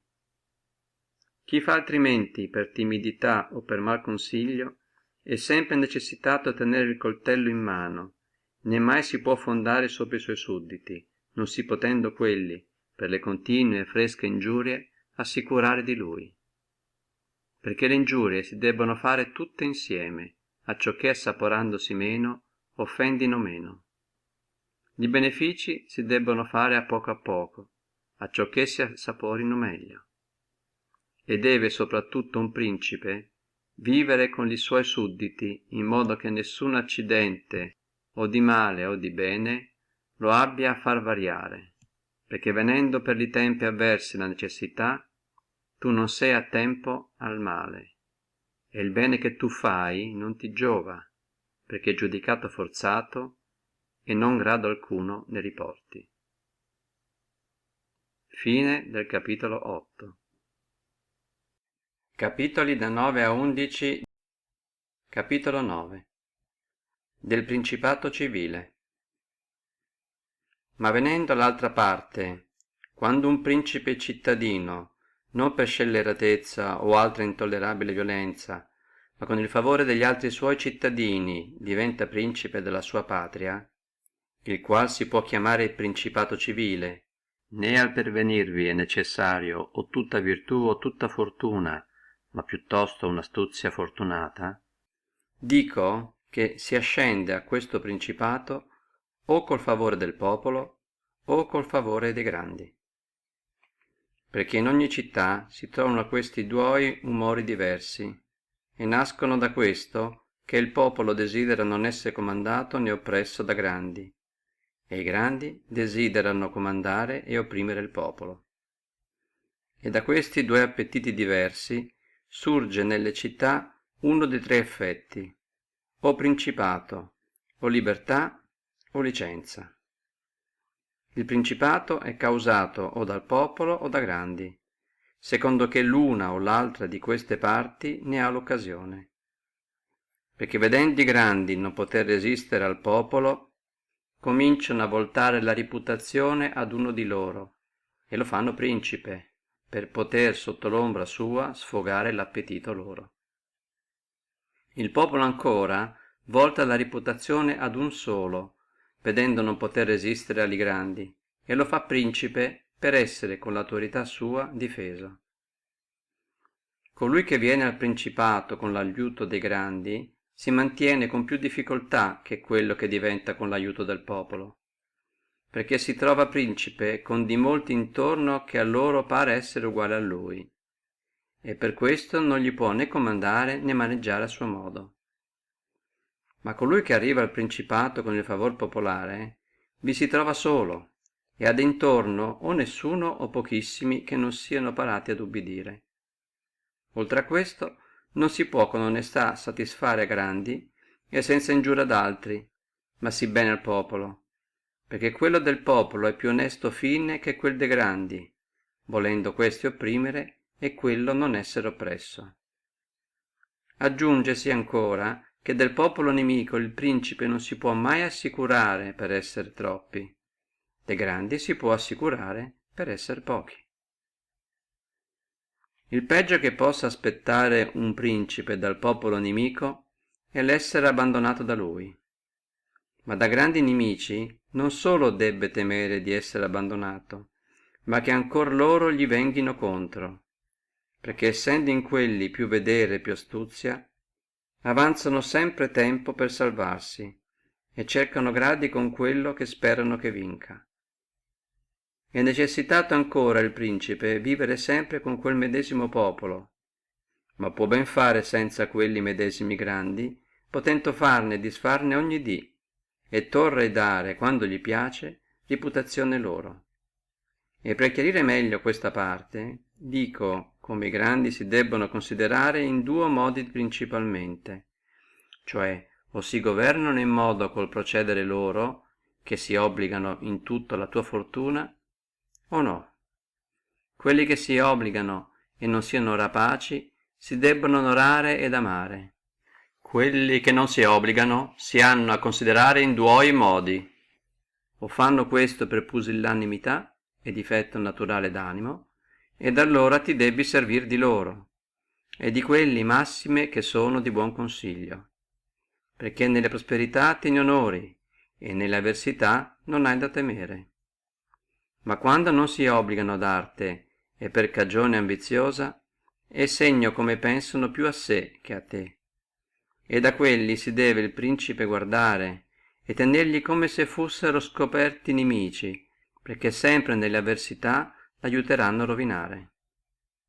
Debbe pertanto uno che diventa principe per favore del popolo mantenerselo amico, il che gli fia facile, non domandando lui se non di non essere oppresso. Ma uno che contro il popolo diventi il principe con il favore dei grandi, deve innanzi ogni altra cosa cercare di guadagnarsi il popolo, il che gli fia facile quando pigli la protezione sua. E perché gli uomini, quando hanno bene da chi credevano aver male, si obbligano più al beneficatore loro, diventa il popolo suddito più suo benevolo, che se si fosse condotto al principato per li suoi favori. E puosselo il principe guadagnare in molti modi, li quali, perché varino secondo il soggetto, non se ne può dare certa regola, però si lasceranno indietro. Conchiuderò solo che ad un principe è necessario avere il popolo amico, altrimenti non ha nelle avversità rimedio. Nabide, principe degli Spartani, sostenne l'ossidione di tutta la Grecia e di un esercito romano vittoriosissimo, e difese contro a quelli la patria sua e il suo stato, e gli bastò solo, sopravvenendo il pericolo, assicurarsi di pochi, che se egli avesse avuto il popolo nemico, questo non gli bastava. E non sia alcuno che ripugni a questa mia opinione con quel proverbio trito, che chi fonda in sul popolo fonda in sul fango, perché quello è vero quando un cittadino privato vi fa su fondamento, e dassi ad intendere che il popolo lo liberi quando esso fusse oppresso dagli nemici o dai magistrati. In questo caso si potrebbe trovare spesso ingannato, come intervenni in Roma a Gracchi ed in Firenze a Messer Giorgio Scali.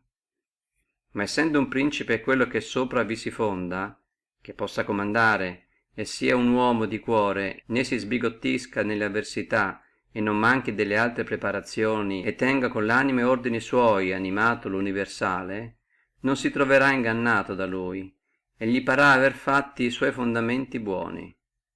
Sogliono questi principati periclitare quando sono per salire dall'ordine civile allo assoluto, perché questi principi o comandano per loro medesimi o per mezzo de magistrati.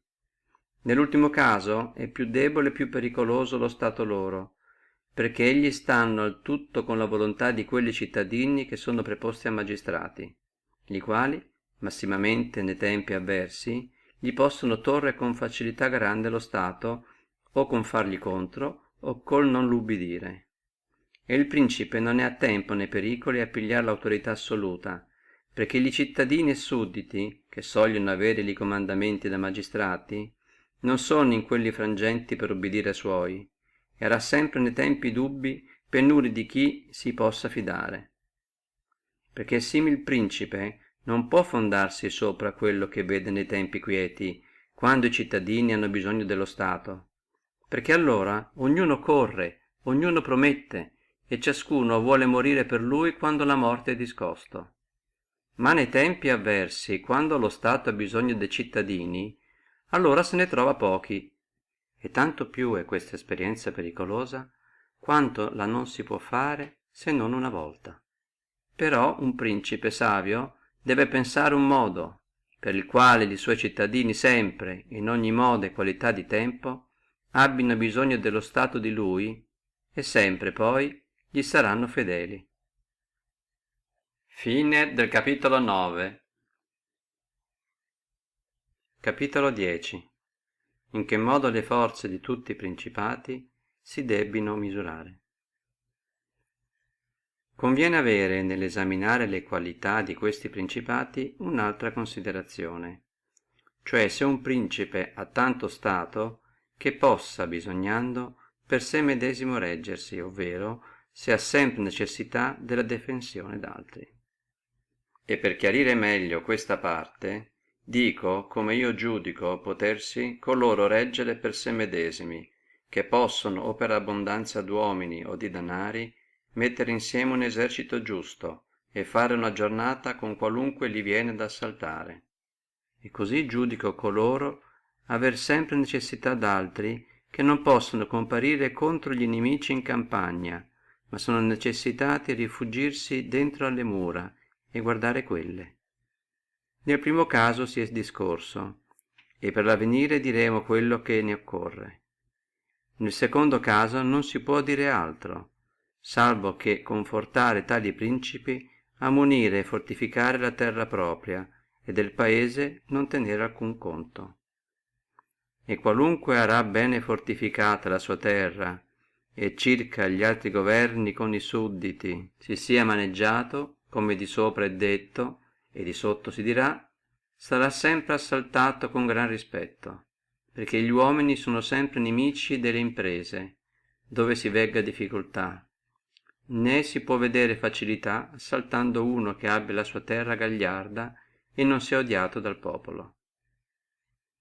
Le città d'Alemagna sono liberissime, hanno poco contado e ubbidiscono all'imperatore quando lo vogliono e non temono né questo né altro potente che l'abino intorno, perché le sono in modo fortificate che ciascuno pensa l'espugnazione di esse dover essere tediosa e difficile, perché tutte hanno fossi e mura convenienti, hanno artiglieria a sufficienza e tengono sempre nelle canove pubbliche da mangiare e da bere e da ardere per un anno.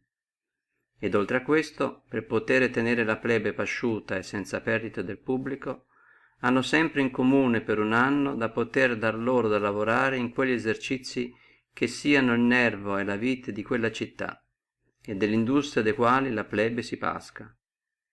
Tengono ancora gli esercizi militari in reputazione, e sopra questo hanno molti ordini a mantenerli.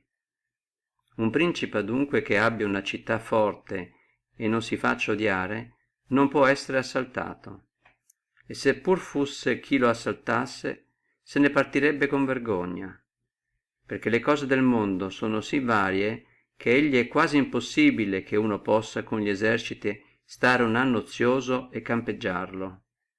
E chi replicasse se il popolo arà le sue possessioni fuora e vengale ardere non arà pazienza, e lunga assedio e la carità propria gli farà dimenticare il principe, rispondo che un principe potente ed animoso supererà sempre quelle difficoltà, dando ora speranza ai sudditi che il male non sia lungo, ora timore della crudeltà del nemico, ora assicurandosi con destrezza di quelli che gli paressero troppo arditi. Oltre a questo, il nemico debbe ragionevolmente ardere e rovinare il paese loro in sulla giunta sua, e nei tempi quando gli animi degli uomini sono ancora caldi e volentierosi la difesa. E però tanto meno il principe debbe dubitare, perché dopo qualche giorno che gli animi sono raffredditi, sono di già fatti i danni, sono ricevuti i mali e non vi è più rimedio. Ed allora tanto più si vengono ad unire col loro principe, parendo che esso abbia con loro obbligo, essendo state loro arse le case e rovinate le possessioni per la difesa sua. E la natura degli uomini è cosí obbligarsi per i benefici che essi fanno, come per quelli che essi ricevono.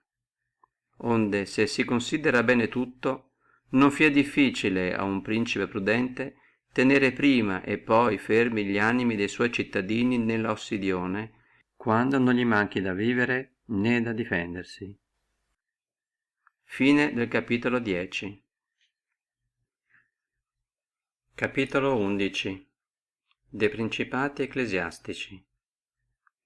Restaci solamente al presente a ragionare dei principati ecclesiastici, circa i quali tutte le difficoltà sono avanti che si possegghino, perché si acquistano o per virtù o per fortuna, e senza l'una e l'altra si mantengono, perché sono sostentati dagli ordini antiquati nella religione, quali sono tutti potenti, e di qualità che tengono i loro principi in stato in qualunque modo si procedino e vivino.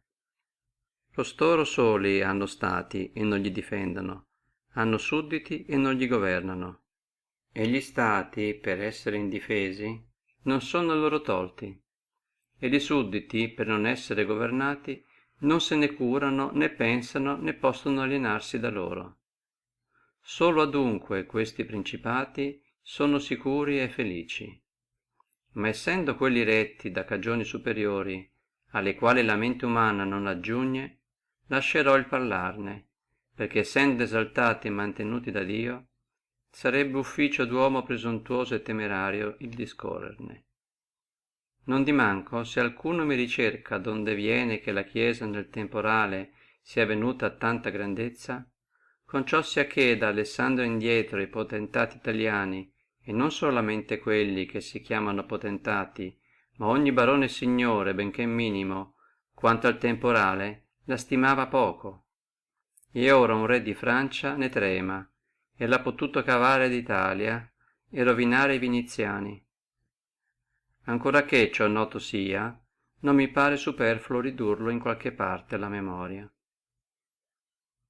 Avanti che Carlo re di Francia passasse in Italia, era questa provincia sotto l'imperio del Papa, Viniziani, re di Napoli, duca di Milano e Fiorentini. Questi potentati avevano ad avere due cure principali, l'una che un forestiero non entrasse in Italia con l'armi, l'altro che nessuno di loro occupasse più stato. Quelli a chi s'aveva più cura erano il Papa e i Viniziani, e da tenere addietro i viniziani bisognava l'unione di tutti gli altri, come fu nella difesa di Ferrara, e a tenere basso il Papa si servivano dei baroni di Roma, li quali, essendo divisi in due fazioni, Orsini e Colonnesi, sempre vera cagione di scandoli tra loro, e stando con l'arme in mano in sugli occhi del pontefice, tenevano il pontificato debole ed infermo. E benché surgesse qualche volta un papa animoso come fu Sisto, pure la fortuna o il sapere non lo poté mai disobbligare da questa incomodità. E la brevità della vita loro ne era cagione, perché in 10 anni che ragguagliato viveva un papa, a fatica che potesse abbassare l'una delle fazioni, e se per modo di parlare l'uno aveva quasi spenti i colonnesi, surgeva un altro nemico agli Orsini che gli faceva risurgere e non era a tempo a spegnerli. Questo faceva che le forze temporali del Papa erano poco stimate in Italia. Surse di poi Alessandro VI, il quale di tutti i pontefici che sono stati mai, mostrò quanto un Papa e col danaio e con le forze si poteva prevalere, e fece con l'istrumento del duca Valentino e con l'occasione della passata dei francesi tutte quelle cose che io ho discorso di sopra nelle azioni del duca. E benché l'intento suo non fusse di fare grande la Chiesa ma il duca, non di meno ciò che fece tornò in grandezza della Chiesa, la quale dopo la sua morte, spento il duca, fu erede delle fatiche sue.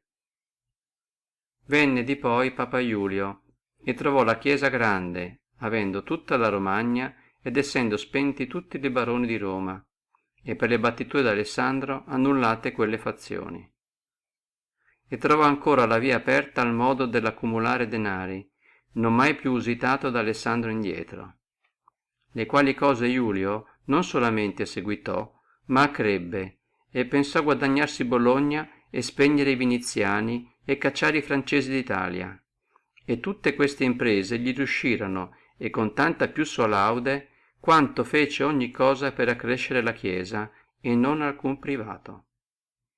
Mantenne ancora le parti Orsine e Colonnesi in quelli termini che le trovò, e benché tra loro fusse qualche capo da fare alterazione, niente di meno due cose gli ha tenuti fermi. L'una la grandezza della Chiesa che gli sbigottisce, l'altra il non avere loro cardinali, quali sono origine di tumulti tra loro. Né mai staranno quiete queste parti qualunque volta abbino cardinali, perché questi nutriscono in Roma e fuori le parti, e quelli baroni sono forzati a difenderli. e cosí dall'ambizione dei prelati nascono le discordie e i tumulti tra baroni. Ha trovato adunque la santità di Papa Leone questo pontificato potentissimo, del quale si spera che se quelli lo fecero grande con l'armi, esso con la bontà infinita e altre sue virtù lo farà grandissimo e venerando. Fine del capitolo 11. Capitoli da 12 a 13. Capitolo 12. Quanti siano le spezie della milizia e dei soldati mercenari. Avendo discorso particolarmente tutte le qualità di quelli principati, dei quali nel principio proposi di ragionare, e considerato in qualche parte le cagioni del bene e del male essere loro, e mostro i modi con li quali molti hanno cerco d'acquistarli e tenerli, mi resta ora a discorrere generalmente le offese e difese che in ciascuno dei prenominati possono accadere. Noi abbiamo detto di sopra come ad un principe è necessario avere li suoi fondamenti buoni, altrimenti di necessità conviene che rovini. I principali fondamenti che abbino tutti gli stati, così nuovi come vecchi o misti, sono le buone leggi e le buone armi.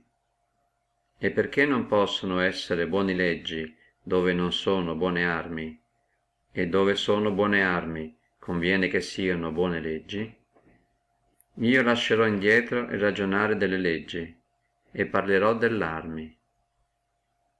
Dico adunque che le armi con le quali un principe difende il suo stato o le sono proprie o le sono mercenarie o ausiliari o miste.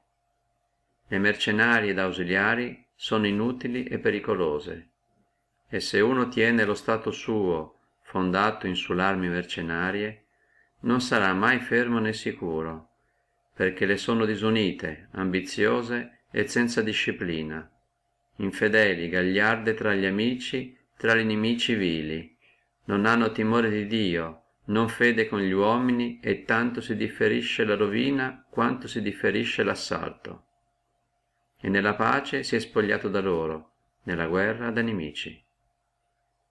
La cagione di questo è che non hanno altro amore né altra cagione che le tenga in campo che un poco di stipendio, il quale non è sufficiente a fare che vogliono morire per te.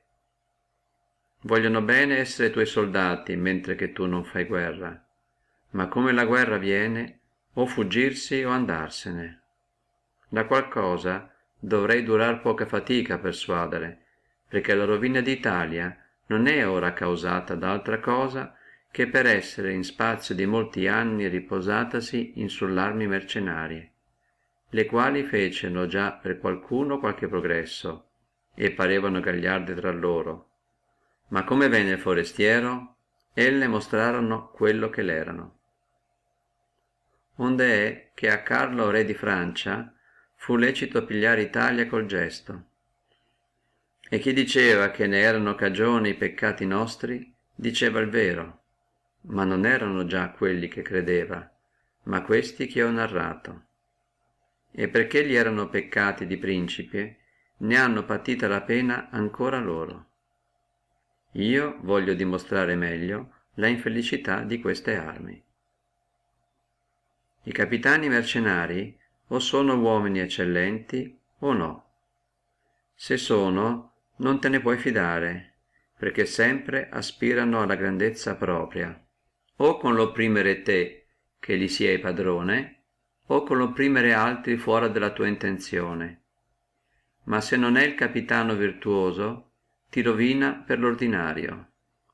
E se si risponde che qualcuno avrà l'arma in mano, farà questo medesimo, o mercenario o no, replicherei come le armi hanno ad essere adoperate o da un principe o da una repubblica. Il principe deve andare in persona e fare lui l'ufficio del capitano, la repubblica ha da mandare i suoi cittadini, e quando ne manda uno che non riesca valente debbe cambiarlo, e quando sia tenerlo con le leggi che non passi il segno.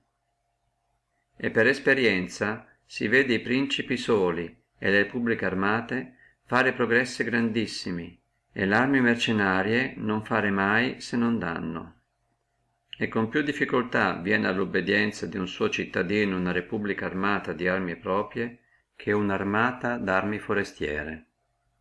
Sterono Roma e Sparta molti secoli armate e libere. Gli svizzeri sono armatissimi e liberissimi. Delle armi mercenarie antiche, per esempio, ci sono li cartaginesi, i quali furono per essere oppressi da loro soldati mercenari, finita la prima guerra con Romani, ancorché i cartaginesi avessero per capitani i propri cittadini. Filippo Macedone fu fatto da Tebani, dopo la morte di Epaminonda, capitano della loro gente, e tolse loro, dopo la vittoria, la libertà. I milanesi, morto il duca Filippo, soldarono Francesco Sforza contro i viniziani, il quale, superati li nemici a Caravaggio, si congiunse con loro per opprimere i milanesi e i suoi padroni. Sforza suo padre, essendo soldato della regina Giovanna di Napoli, la lasciò in un tratto disarmata, onde ella, per non perdere il regno, fu costretta a gettarsi in grembo al re d'Aragona.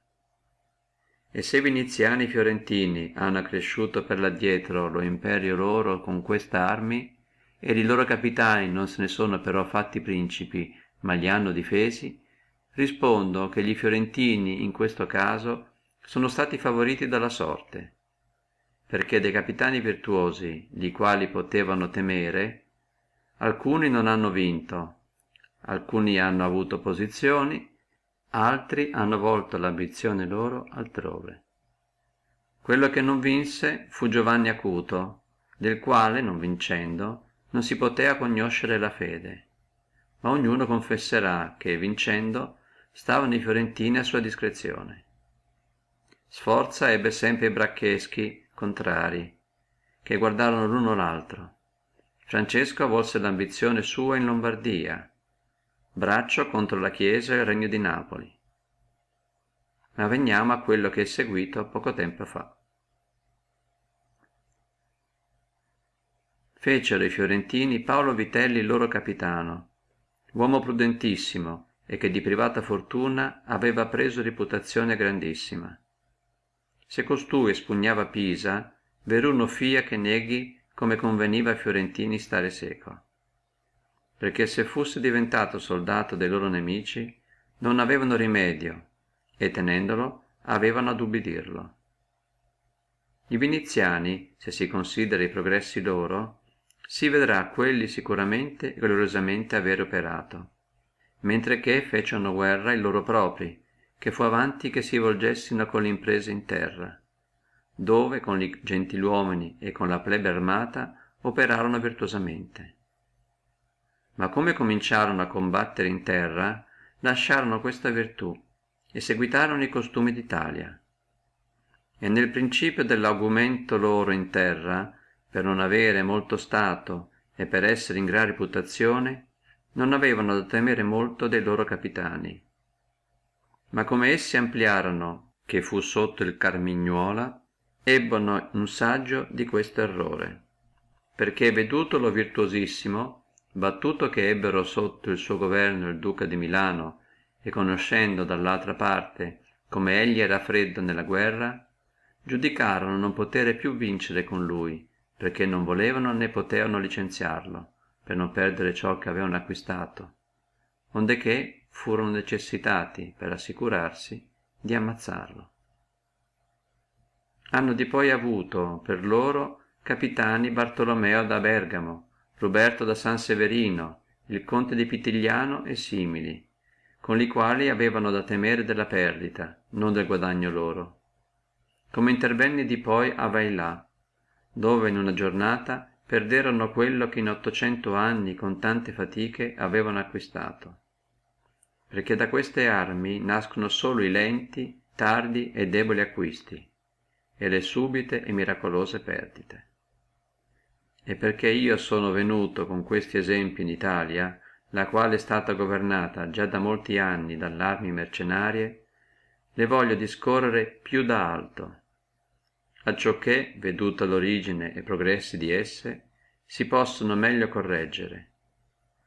Avete da intendere come, tosto che in questi ultimi tempi l'imperio cominciò a essere ributtato d'Italia e che il Papa nel temporale vi prese più reputazione, si divise l'Italia in più stati, perché molte delle città grosse presono l'armi contro i loro nobili, li quali prima, favoriti dall'imperatore, le tenevano oppresse e la Chiesa le favoriva per darsi reputazione del temporale. Di molte altre i loro cittadini ne diventarono principi. Onde che, essendo venuta l'Italia quasi in mano della Chiesa e di qualche repubblica, ed essendo quelli preti e quelli altri cittadini usi a non conoscere l'armi, incominciarono a soldare forestieri. Il primo che dette reputazione a questa milizia fu Alberigo da Como Romagnuolo. Dalla disciplina di costui discese tra gli altri Braccio e Sforza, che nei loro tempi furono arbitri d'Italia. Dopo questi vennero tutti gli altri che fino ai nostri tempi hanno governate l'armi d'Italia, ed il fine delle loro virtù è stato che quella è stata corsa da Carlo, predata da Luigi, forzata da Ferrando e vituperata da Svizzeri. L'ordine che loro hanno tenuto è stato, prima di dare reputazione a loro propri, aver tolto reputazione alle fanterie. Fecero questo perché, essendo senza Stato e in su la industria, i pochi fanti non davano loro reputazione e gli assai non potevano nutrire, e però si ridussero a cavalli, dove con numero sopportabile erano nutriti e onorati, ed erano le cose ridotte in termine che in un esercito di 20.000 soldati non si trovavano 2.000 fanti. Avevano, oltre a questo, usato ogni industria per levar via a sé e a soldati la fatica e la paura, non s'ammazzando nelle zuffe, ma pigliandosi prigione e senza taglia. Non traevano di notte alle terre, quelli delle terre non traevano di notte alle tende, non facevano intorno al campo né steccato né fossa, non campeggiavano il verno. E tutte queste cose erano permesse nei loro ordini militari e trovate da loro per fuggire, come detto, e la fatica e i pericoli, tanto che essi hanno condotta Italia schiava e vituperata. Fine del capitolo 12. Capitolo 13. Dei soldati ausiliari, misti e propri. L'armi ausiliarie, che sono le altre armi inutili, sono quando si chiama un potente che con l'armi sue ti venga ad aiutare e difendere, come fece nei prossimi tempi Papa Iulio, il quale, avendo visto nell'impresa di Ferrara la trista prova delle sue armi mercenarie, si rivolse alle ausiliari e convenne con Ferrando re di Spagna che con le sue genti ed eserciti dovesse aiutarlo. Queste armi possono essere utili e buone per loro medesime, ma sono per chi le chiama sempre dannose, perché perdendo rimani disfatto, vincendo resti loro prigione.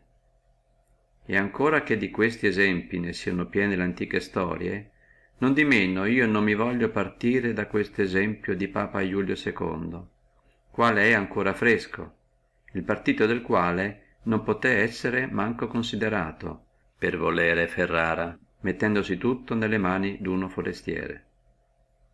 Ma la sua buona fortuna fece nascere una terza causa, acciò non cogliesse il frutto della sua mala elezione, perché, essendo gli ausiliari suoi rotti a Ravenna, e surgendo gli svizzeri che cacciarono i vincitori fuora d'ogni opinione e sua ed altri, venne a non rimanere prigione degli inimici, essendo fugati né degli ausiliari suoi, avendo vinto con altre armi, che con le loro. I fiorentini, essendo al tutto disarmati, condussero 10.000 francesi a Pisa per espugnarla, per il qual partito portarono più pericolo che in qualunque tempo de travagli loro. Lo imperatore di Costantinopoli, per opporsi alli suoi vicini, mise in Grecia 10.000 turchi li quali, finita la guerra, non se ne volsero partire, il che fu principio della servitù della Grecia con gli infedeli. Colui adunque che vuole non poter vincere si vaglia di queste armi, perché sono molto più pericolose che le mercenarie, perché in queste è la rovina fatta, sono tutte unite, tutte volte all'obbedienza di altri, ma nelle mercenarie ad offenderti, vinto che elle hanno, bisogna più tempo e maggiore occasione, non essendo tutte un corpo ed essendo trovate e pagate da te, nelle quali un terzo che tu faccia capo non può pigliare subito tanta autorità che ti offenda. Insomma, nelle mercenarie è più pericolosa la ignavia, nelle ausiliari la virtù. Un principe pertanto savio sempre ha fuggito queste armi e voltosi alle proprie e voluto piuttosto perdere con le sue che vincere con l'altrui, giudicando non vera vittoria quella che con l'armi d'altri si acquistasse. Io non dubiterò mai di allegare Cesare Borgia e le sue azioni. Questo duca entrò in Romagna con le armi ausiliarie, conducendovi tutte genti francesi, e con quelle prese Imola e Furlí. Ma non li parendo poi tali armi sicure, si volse alle mercenarie, giudicando in quelle manco pericolo, e soldò gli Orsini e Vitelli, le quali poi nel maneggiare trovando dubbie, infedeli e pericolose, le spense e volsesi alle proprie. E puossi facilmente vedere che differenza sia tra l'una e l'altra di queste armi, considerato che differenza fu dalla reputazione del duca quando aveva gli Orsini e Vitelli e quando rimase con gli soldati suoi e sopra di se stesso, e si troverà sempre accresciuta. Né mai fu stimato assai, se non quando ciascuno vide che egli era intero possessore delle sue armi. Io non mi volevo partire dagli esempi italiani e freschi, pure non voglio lasciare indietro Ierone Siracusano, essendo uno de sopra nominati da me. Costui, come di già dissi, fatto dagli Siracusani capo degli eserciti, conobbe subito quella milizia mercenaria non essere utile, per essere conduttori fatti come li nostri italiani, e parendogli non gli poter tenere né lasciare, gli fece tutti tagliare a pezzi. Di poi fece guerra con le armi sue e non con le altrui. Voglio ancora ridurre a memoria una figura del testamento vecchio fatta a questo proposito. Offerendosi Davide a Saulo di andare a combattere con Golia, provocatore filisteo, Saulo, per dargli animo, l'armò delle armi sue, le quali, come Davide ebbe indosso, ricusò, dicendo con quelle non si potere ben valere di se stesso, e però voleva trovare il nemico con la sua fromba e con il suo coltello. Insomma, le armi d'altri o le ti cascono di dosso o elle ti pesano e le ti stringono. Carlo VII, padre del re Luigi XI, avendo con la sua fortuna e virtù libera la Francia dagli inglesi, conobbe questa necessità di armarsi d'arme proprie e ordinò nel suo regno l'ordinanza delle genti di arme e delle fanterie. Di poi il re Luigi suo figliolo spense quello dei fanti e cominciò a soldare svizzeri, il quale errore seguitato dagli altri è, come si vede ora in fatto, cagione dei pericoli di quel regno, perché avendo dato reputazione a svizzeri ha invilito tutte le armi sue, perché le fanterie ha spento in tutto e le sue gente d'arme ha obbligate all'arme d'altri, perché essendo assuefatti a militare con svizzeri non pare loro di poter vincere senza essi. Di qui nasce che gli francesi contra svizzeri non bastano e senza gli svizzeri contra d'altri non provano.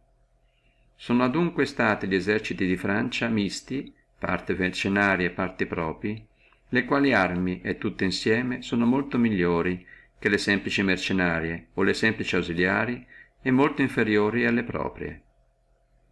E basti l'esempio detto, perché il regno di Francia sarebbe insuperabile se l'ordine di Carlo era cresciuto o preservato. Ma la poca prudenza degli uomini comincia una cosa che per sapere allora di buono non manifesta il veleno che v'è sotto, come io dissi di sopra delle febbri etiche. Pertanto, se colui che è in un principato non conosce i mali se non quando che nascono, non è veramente savio, e questo è dato a pochi. E se si considerasse la prima rovina dell'imperio romano, si troverà essere stato solo il cominciare a soldare i Goti, perché da quel principio cominciarono a innervare le forze dell'imperio romano, e tutta quella virtù che si levava da lui si dava a loro. Conchiudo adunque che senza avere arme proprie nessuno principato è sicuro, anzi tutto obbligato alla fortuna, non avendo virtù che nella avversità lo difenda. E fu sempre opinione e sentenzia degli uomini savi che niente sia così infermo ed instabile come è la fama della potenzia non fondata nelle forze proprie. E le arme proprie sono quelle che sono composte di sudditi o di cittadini o di creati tuoi. Tutte l'altre sono mercenarie o ausiliari.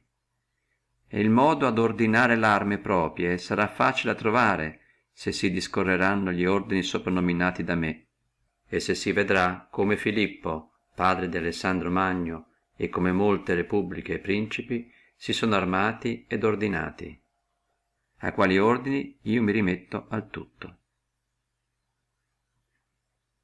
Fine del capitolo 13. Capitoli da 14 a 16. Capitolo 14. Quello che al principe si appartenga circa la milizia. Deve adunque un principe non avere altro oggetto né altro pensiero né prendere cosa alcuna per sua arte fuori della guerra ed ordini e disciplina di essa, perché quella è sola arte che si aspetta a chi comanda, ed è di tanta virtù che non solo mantiene quelli che sono nati principi, ma molte volte fa gli uomini di privata fortuna salire a quel grado. E per contrario si vede che quando i principi hanno pensato più alle delicatezze che all'arme, hanno perso lo stato loro. E la prima cagione che ti fa perdere quello è il disprezzare questa arte, e la cagione che te lo fa acquistare è l'essere professo di questa arte. Francesco Sforza, per essere armato, diventò di privato duca di Milano, e li figliuoli, per fuggire le fatiche e i disagi dell'arme, di duchi diventarono privati, perché tra le altre cagioni di male che ti arreca l'essere disarmato, ti fa disprezzare, la quale è una di quelle infamie dalle quali il principe si debbe guardare, come di sotto si dirà, perché da uno armato a uno disarmato non è proporzione alcuna, e la ragione non vuole che chi è armato ubbidisca volentieri a chi è disarmato, e che il disarmato stia sicuro tra i servitori armati, perché essendo dell'uno sdegno e dell'altro sospetto, non è possibile operino bene insieme. E però un principe che della milizia non si intende, oltre all'altra infelicità, come è detto, non può essere stimato da suoi soldati, né fidarsi di loro. Non debbe pertanto mai levare il pensiero da questo esercizio della guerra, e nella pace vi si deve più esercitare che nella guerra. Il che può fare in due modi, l'uno con l'opere, l'altro con la mente. E quanto all'opere, deve, oltre al tener bene ordinati ed esercitati li suoi, star sempre in su le cacce, e mediante quelle assuefare il corpo ai disagi, e parte imparare la natura dei siti e conoscere come sorgono i monti, come imboccano le valli, come giacciono i piani, ed intendere la natura dei fiumi e delle paludi, ed in questo porre grandissima cura, la qual cognizione è utile in due modi. Prima si impara a conoscere il suo paese, e può meglio intendere le difese di esso. Di poi, mediante la cognizione e pratica di quelli siti, con facilità comprende un altro sito, che di nuovo gli sia necessario speculare. Perché li poggi, le valli, e piani, e fiumi, e paludi che sono, Verbigrazia in Toscana, hanno con quelle dell'altre province certa similitudine, tale che dalla cognizione del sito di una provincia si può facilmente venire alla cognizione dell'altre. E quel principe che manca di questa perizia, manca della prima parte che vuole avere un capitano, perché questo insegna trovare il nemico, pigliare gli alloggiamenti, condurre gli eserciti, ordinare le giornate, campeggiare le terre con il suo vantaggio. Filopemene, principe degli Achei, tra le altre laudi che dagli scrittori gli son date, è che nei tempi della pace non pensava mai se non a modi della guerra, e quando era in campagna con gli amici spesso si fermava e ragionava con quelli: se gli nemici fussero in su quel colle e noi ci trovassimo qui col nostro esercito, chi di noi avrebbe vantaggio? Come sicuramente si potrebbe ire a trovarli servando gli ordini? Se noi volessimo ritirarci, come aremmo a fare? Se loro si ritirassero, come aremmo a seguirli? E proponeva loro, andando, tutti i casi che in un esercito possono occorrere, intendeva l'opinione loro, diceva la sua, corroboravala con le ragioni, talché per queste continue cogitazioni non poteva mai, guidando gli eserciti, nascere accidente alcuno che egli non vi avesse il rimedio. Ma quanto all'esercizio della mente, deve il principe leggere le storie e in quelle considerare le azioni degli uomini eccellenti, vedere come si sono governati nelle guerre, esaminare le cagioni delle vittorie e perdite loro, per potere queste fuggire, quelle imitare, e soprattutto fare come ha fatto per addietro qualche uomo eccellente, che ha preso ad imitare, se alcuno è stato innanzi a lui lodato e glorioso, e di quello che ha tenuto sempre i gesti d'azione appresso di sé, come si dice che Alessandro Magno imitava Achille, Cesare Alessandro, Scipione Ciro. E qualunque legge la vita di Ciro scritta da Senofonte, riconosce di poi nella vita di Scipione quanto quella imitazione gli fu di gloria, e quanto nella castità, affabilità, umanità e liberalità Scipione si conformasse con quelle cose che di Ciro sono da Senofonte scritte.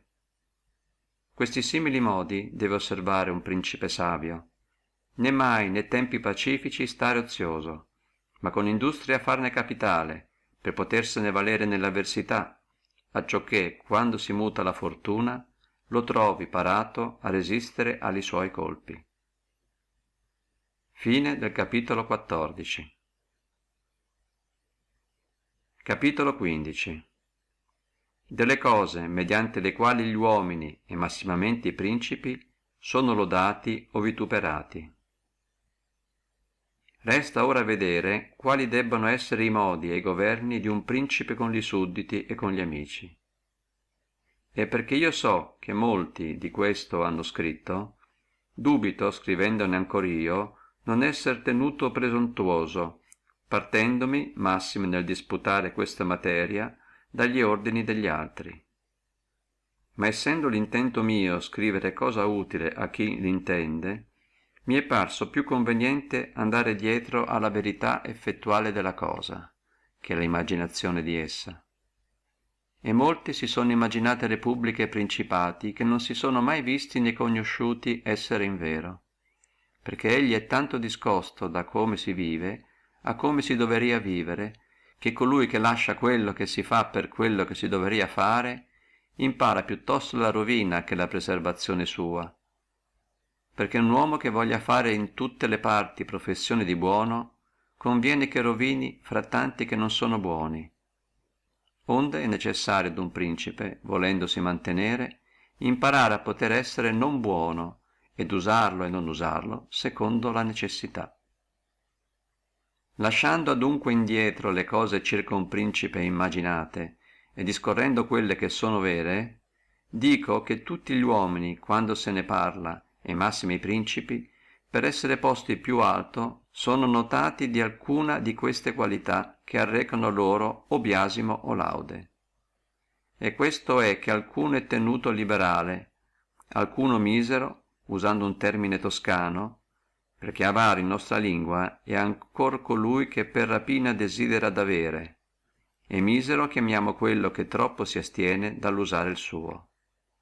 Alcuno è tenuto donatore, alcuno rapace, alcuno crudele, alcuno pietoso, l'uno fedifrago, l'altro fedele, l'uno effeminato e pusillanime, l'altro feroce ed animoso, l'uno umano, l'altro superbo, l'uno lascivo, l'altro casto, l'uno intero, l'altro astuto, l'uno duro, l'altro facile, l'uno grave, l'altro leggere, l'uno religioso, l'altro incredulo e simili. Io so che ciascuno confesserà che sarebbe laudabilissima cosa a un principe trovarsi di tutte le sopradette qualità quelle che sono tenute buone, ma perché non si possono avere né interamente osservare per le condizioni umane che non lo consentono, gli è necessario essere tanto prudente che sappia fuggire l'infamia di quelli vizi che li torrebbono lo Stato e da quelli che non gliene tolgano guardarsi, se egli è possibile. Ma non potendosi, si può con minor rispetto lasciare andare. Ed ancora non si curi di incorrere nell'infamia di quelli vizi, senza i quali posso difficilmente salvare lo Stato, perché se si considera bene tutto, si troverà qualche cosa che parrà virtù, e seguendola sarebbe la rovina sua, e qualcun'altra che parrà vizio, e seguendola ne risulta la sicurtà e il benessere suo. Fine del capitolo 15. Capitolo 16. Della liberalità e miseria.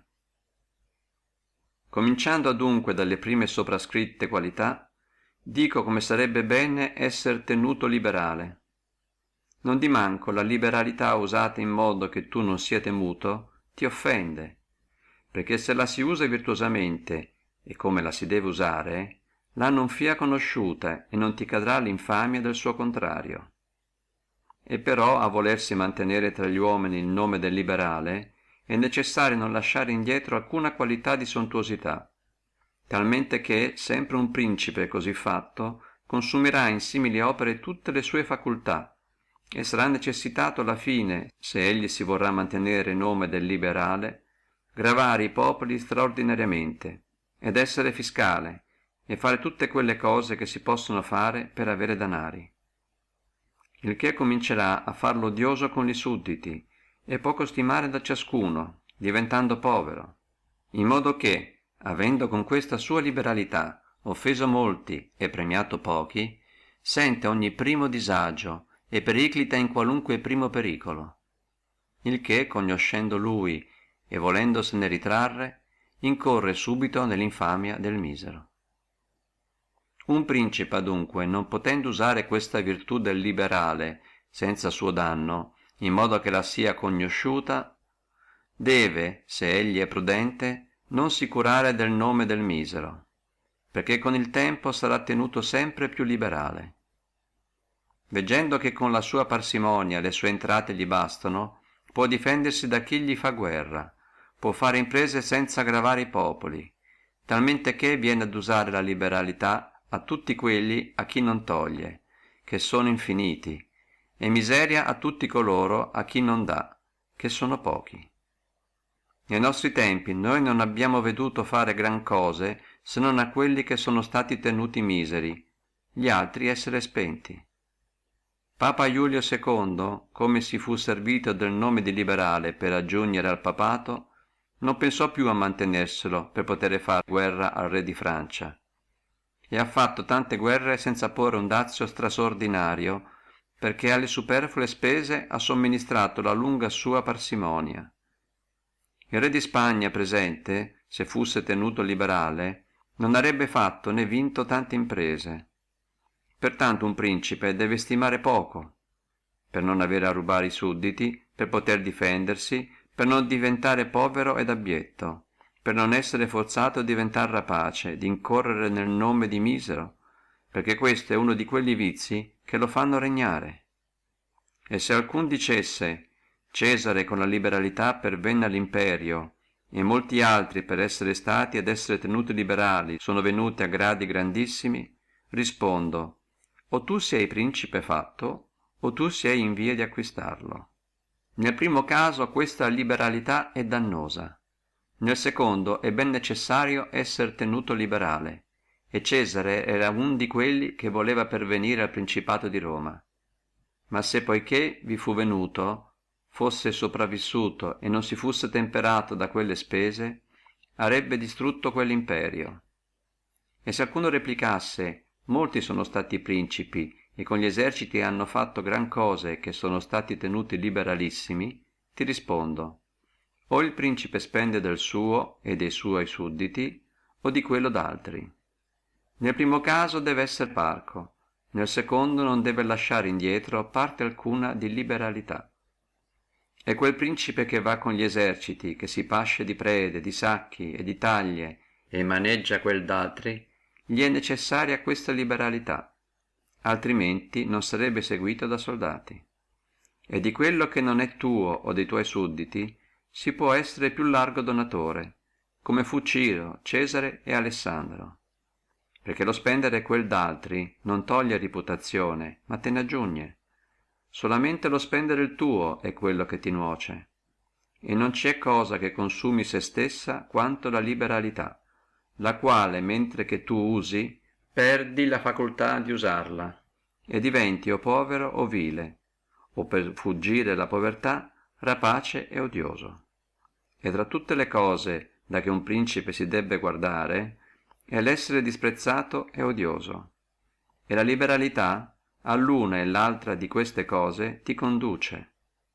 Pertanto è più sapienza tenersi il nome di misero, che partorisce una infamia senza odio, che per volere il nome di liberale incorre per necessità nel nome di rapace, che partorisce una infamia con odio. Fine del capitolo 16. Capitoli da 17 a 18. Capitolo 17. Della crudeltà e clemenzia, e se egli è meglio essere amato che temuto. Discendendo appresso alle altre qualità preallegate, dico che ciascuno principe deve desiderare di essere tenuto pietoso e non crudele. Non di manco deve avvertire di non usar male questa pietà. Era tenuto Cesare Borgia crudele. Non di manco quella sua crudeltà aveva racconcia la Romagna, unitala e ridottala in pace e in fede, il che se si considera bene si vedrà quello essere stato molto più pietoso che il popolo fiorentino, il quale per fuggire il nome di crudele lasciò distruggere Pistoia. Deve pertanto un principe non si curare dell'infamia di crudele per tenere i sudditi suoi uniti e in fede, perché con pochissimi esempi sarai più pietoso che quelli li quali per troppa pietà lasciano seguire i disordini, onde naschino occisioni o rapine, perché queste sogliono offendere una università intera, e quelle esecuzioni che vengono dal principe offendono un particolare. E tra tutti i principi al principe nuovo è impossibile fuggire il nome di crudele, per essere gli stati nuovi pieni di pericoli. Onde Virgilio per la bocca di Didone le scusa l'inumanità del suo regno, per essere quello nuovo, dicendo: res dura et regni novitas me talia cogunt, moliri et late fines custode tueri. Non di meno deve essere grave a credere ed al muoversi, né si deve far paura da se stesso, e procedere in modo temperato, con prudenza ed umanità, che la troppa confidenza non lo faccia incauto, e la troppa diffidanza non lo renda intollerabile. Nasce da questo una disputa: se egli è meglio essere amato che temuto, o temuto che amato. Rispondesi che si vorrebbe essere l'uno e l'altro, ma perché egli è difficile che stiano insieme, è molto più sicuro l'essere temuto che amato quando s'abbia mancare dell'uno dei due, perché degli uomini si può dire questo generalmente, che siano ingrati, volubili, simulatori, fuggitori dei pericoli, cupidi di guadagno, e mentre fai loro bene sono tutti tuoi, ti offeriscono il sangue, la roba, la vita e i figliuoli, come di sopra dissi, quando il bisogno è discosto. Ma quando ti si appressa, si rivoltano, e quel principe che si è tutto fondato in sulle parole loro, trovandosi nudo di altri preparamenti, rovina. perché le amicizie che si acquistano con il prezzo e non con grandezza e nobiltà d'animo si meritano, ma le non si hanno e a tempi non si possono spendere. E gli uomini hanno men rispetto di offendere uno che si faccia amare che uno che si facci temere, perché l'amore è tenuto da un vincolo di obbligo, il quale per essere gli uomini tristi da ogni occasione di propria utilità è rotto. Ma il timore è tenuto da una paura di pena che non abbandona mai.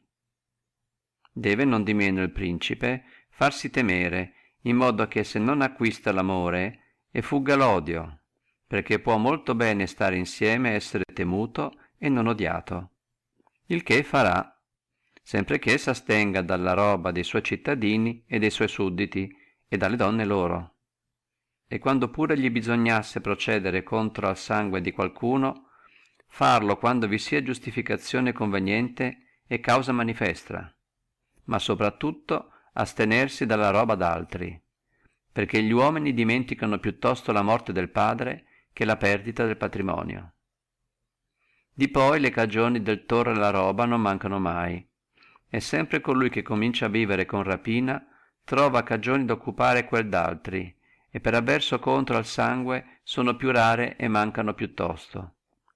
Ma quando il principe è con gli eserciti e ha in governo moltitudine di soldati, allora è al tutto necessario non si curare del nome di crudele, perché senza questo nome non si tiene un esercito unito né disposto ad alcuna fazione. Tra le mirabili azioni di Annibale si connumera questa, che avendo un esercito grossissimo misto di infinite generazioni d'uomini, condotto a militare in terre d'altri, non vi surgesse mai una dissensione né fra loro né contro il principe, così nella trista come nella sua buona fortuna, il che non poté nascere da altro che da quella sua inumana crudeltà, la quale insieme con infinite sue virtù lo fece sempre nel cospetto de suoi soldati venerando e terribile, e senza quella l'altre sue virtù a far quello effetto non gli bastavano. E gli scrittori poco considerati dall'una parte ammirano queste sue azioni e dall'altra danno la principale cagione di esse, e che sia il vero che l'altre sue virtù non gli sarieno bastate si può considerare in Scipione, rarissimo non solamente nei tempi suoi ma in tutta la memoria delle cose che si sanno, dal quale gli eserciti suoi in Spagna si ribellarono, il che non nacque da altro che dalla sua troppa pietà, la quale aveva data ai suoi soldati più licenza che alla disciplina militare non si conveniva, la qual cosa gli fu da Fabio Massimo nel Senato rimproverata, chiamandolo corruttore della romana milizia. I Locrensi, essendo stati da un legato di Scipione distrutti, non furono da lui vindicati né l'insolenzia di quel legato corretta, nascendo tutto da quella sua natura facile, talmente che, volendolo alcuno in Senato scusare, disse come egli erano molti uomini che sapevano meglio non errare che correggere gli errori d'altri, la qual natura arebbe con il tempo violato la fama e la gloria di Scipione se egli avesse con essa perseverato nell'imperio. Ma vivendo sotto il governo del Senato, questa sua qualità dannosa non solamente si nascose, ma gli fu a gloria.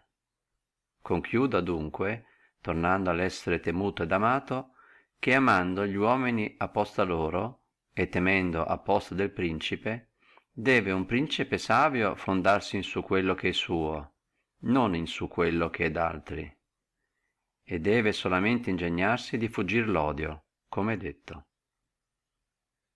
Fine del capitolo 17. Capitolo 18. In che modo i principi debbino osservare la fede. Quanto sia laudabile in un principe mantenere la fede e vivere con integrità e non con l'astuzia, ciascuno lo intende. Non di meno si vede per esperienza nei nostri tempi quelli principi aver fatto gran cose che della fede hanno tenuto poco conto, e che hanno saputo con astuzia aggirare i cervelli degli uomini, ed alla fine hanno superato quelli che si sono fondati in sulla lealtà. Dovete adunque sapere come sono due generazioni di combattere, l'una con le leggi, l'altra con le forze. quel primo modo è degli uomini, quel secondo è delle bestie. Ma perché il primo spesse volte non basta, bisogna ricorrere al secondo. Pertanto ad un principe è necessario saper ben usare la bestia e l'uomo. Questa parte è stata insegnata a principi copertamente dagli antichi scrittori, i quali scrivono come Achille e molti altri di quelli principi antichi furono date nutrile a Chirone Centauro, che sotto la sua disciplina gli custodisse. Il che non vuol dire altro l'aver per precettore un mezzo bestia e mezzo uomo, se non che bisogna ad un principe saper usare l'una e l'altra natura, e l'una senza l'altra non è durabile.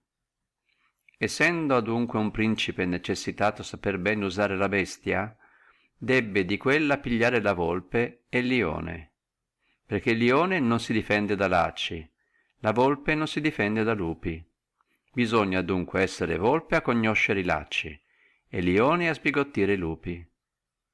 Coloro che stanno semplicemente sul lione non se ne intendono. Non può pertanto un signore prudente né debbe osservare la fede, quando tale osservanzia gli torni contro, e che sono spente le cagioni che la fecero promettere. E se gli uomini fussero tutti buoni, questo precetto non sarebbe buono, ma perché sono tristi e non lo osserverebbero a te, tu ancora non l'hai da osservare a loro. Né mai ad un principe mancheranno cagioni legittime di colorare l'inosservanza. Di questo se ne potriano dare infiniti esempi moderni, e mostrare quante paci, quante promesse siano state fatte irrite e vane per l'infedeltà dei principi, e a quello che ha saputo meglio usare la volpe meglio successo. Ma è necessario questa natura saperla ben colorire, ed essere gran simulatore e dissimulatore, e sono tanto semplici gli uomini, e tanto ubidiscono alle necessità presenti, che colui che inganna troverà sempre chi si lascerà ingannare. Io non voglio degli esempi freschi tacerne uno. Alessandro VI non fece mai altro che ingannare uomini, né mai pensò ad altro, e trovò soggetto di poterlo fare, e non fu mai uomo che avesse maggiore efficacia in asseverare, e che con maggiori giuramenti affermasse una cosa e che lo osservasse meno. Non di manco gli succederono sempre gli inganni, perché conosceva bene questa parte del mondo. Ad un principe adunque non è necessario avere tutte le soprascritte qualità, ma è ben necessario parere d'averle. Anzi ardirò di dire questo, che avendole ed osservandole sempre sono dannose, e parendo di averle sono utili, come parere pietoso, fedele, umano, religioso, intero ed essere. Ma stare in modo edificato con l'animo, che bisognando tu possa e sappi mutare il contrario. E hassi ad intendere questo, che in un principe, e massimo un principe nuovo, non può osservare tutte quelle cose per le quali gli uomini sono tenuti buoni, essendo spesso necessitato per mantenere lo Stato, operare contro l'umanità, contro la carità, contro la religione. E però bisogna che egli abbia un animo disposto a volgersi secondo che i venti e le variazioni della fortuna gli comandano, e come di sopra dissi, non partirsi dal bene, potendo, ma sapere entrare nel male necessitato. Deve adunque avere un principe gran cura che non gli esca mai di bocca una cosa che non sia piena delle soprascritte 5 qualità, e paia a vederlo e udirlo tutto pietà, tutto integrità, tutto umanità, tutto religione. E non è cosa più necessaria a parere d'avere che quest'ultima qualità, perché gli uomini in universale giudicano più agli occhi che alle mani, perché tocca a vedere a ciascuno, a sentire a pochi. Ognuno vede quel che tu pari, pochi sentono quel che tu sei, e quelli pochi non ardiscono opporsi alla opinione dei molti, che abbino la maestà dello Stato che gli difende. E nelle azioni di tutti gli uomini, e massime dei principi, dove non è giudizio a chi reclamare, si guarda al fine. Faccia adunque un principe conto di vivere e mantenere lo Stato. I mezzi saranno sempre giudicati onorevoli, e da ciascuno lodati, perché il vulgo ne va sempre preso con quello che pare, e con l'evento della cosa. e nel mondo non è se non vulgo, e i pochi hanno luogo quando gli assai non hanno dove appoggiarsi. Alcuno principe di questi tempi, il quale non è bene nominare, non predica mai altro che pace e fede, e l'una e l'altra quando l'avesse osservata gli arebbe più volte tolto lo stato e la reputazione. Fine del capitolo 18. Capitolo 19. Che si debbe fuggire l'essere disprezzato e odiato. Ma perché circa le qualità di che di sopra si fa menzione io ho parlato delle più importanti, l'altre voglio discorrere brevemente sotto queste generalità, che il principe pensi, come di sopra in parte è detto, di fuggire quelle cose che lo faccino odioso o vile. E qualunque volta fuggirà questo, arà adempiuto le parti sue, e non troverà nell'altre infamie pericolo alcuno. Odioso lo fa soprattutto, come io dissi, lo essere rapace ed usurpatore della roba e delle donne de sudditi, di che si deve astenere. Qualunque volta alla università degli uomini non si toglie né roba né onore, vivono contenti, e solo sa combattere con l'ambizione di pochi, la quale in molti modi e con facilità si raffrena.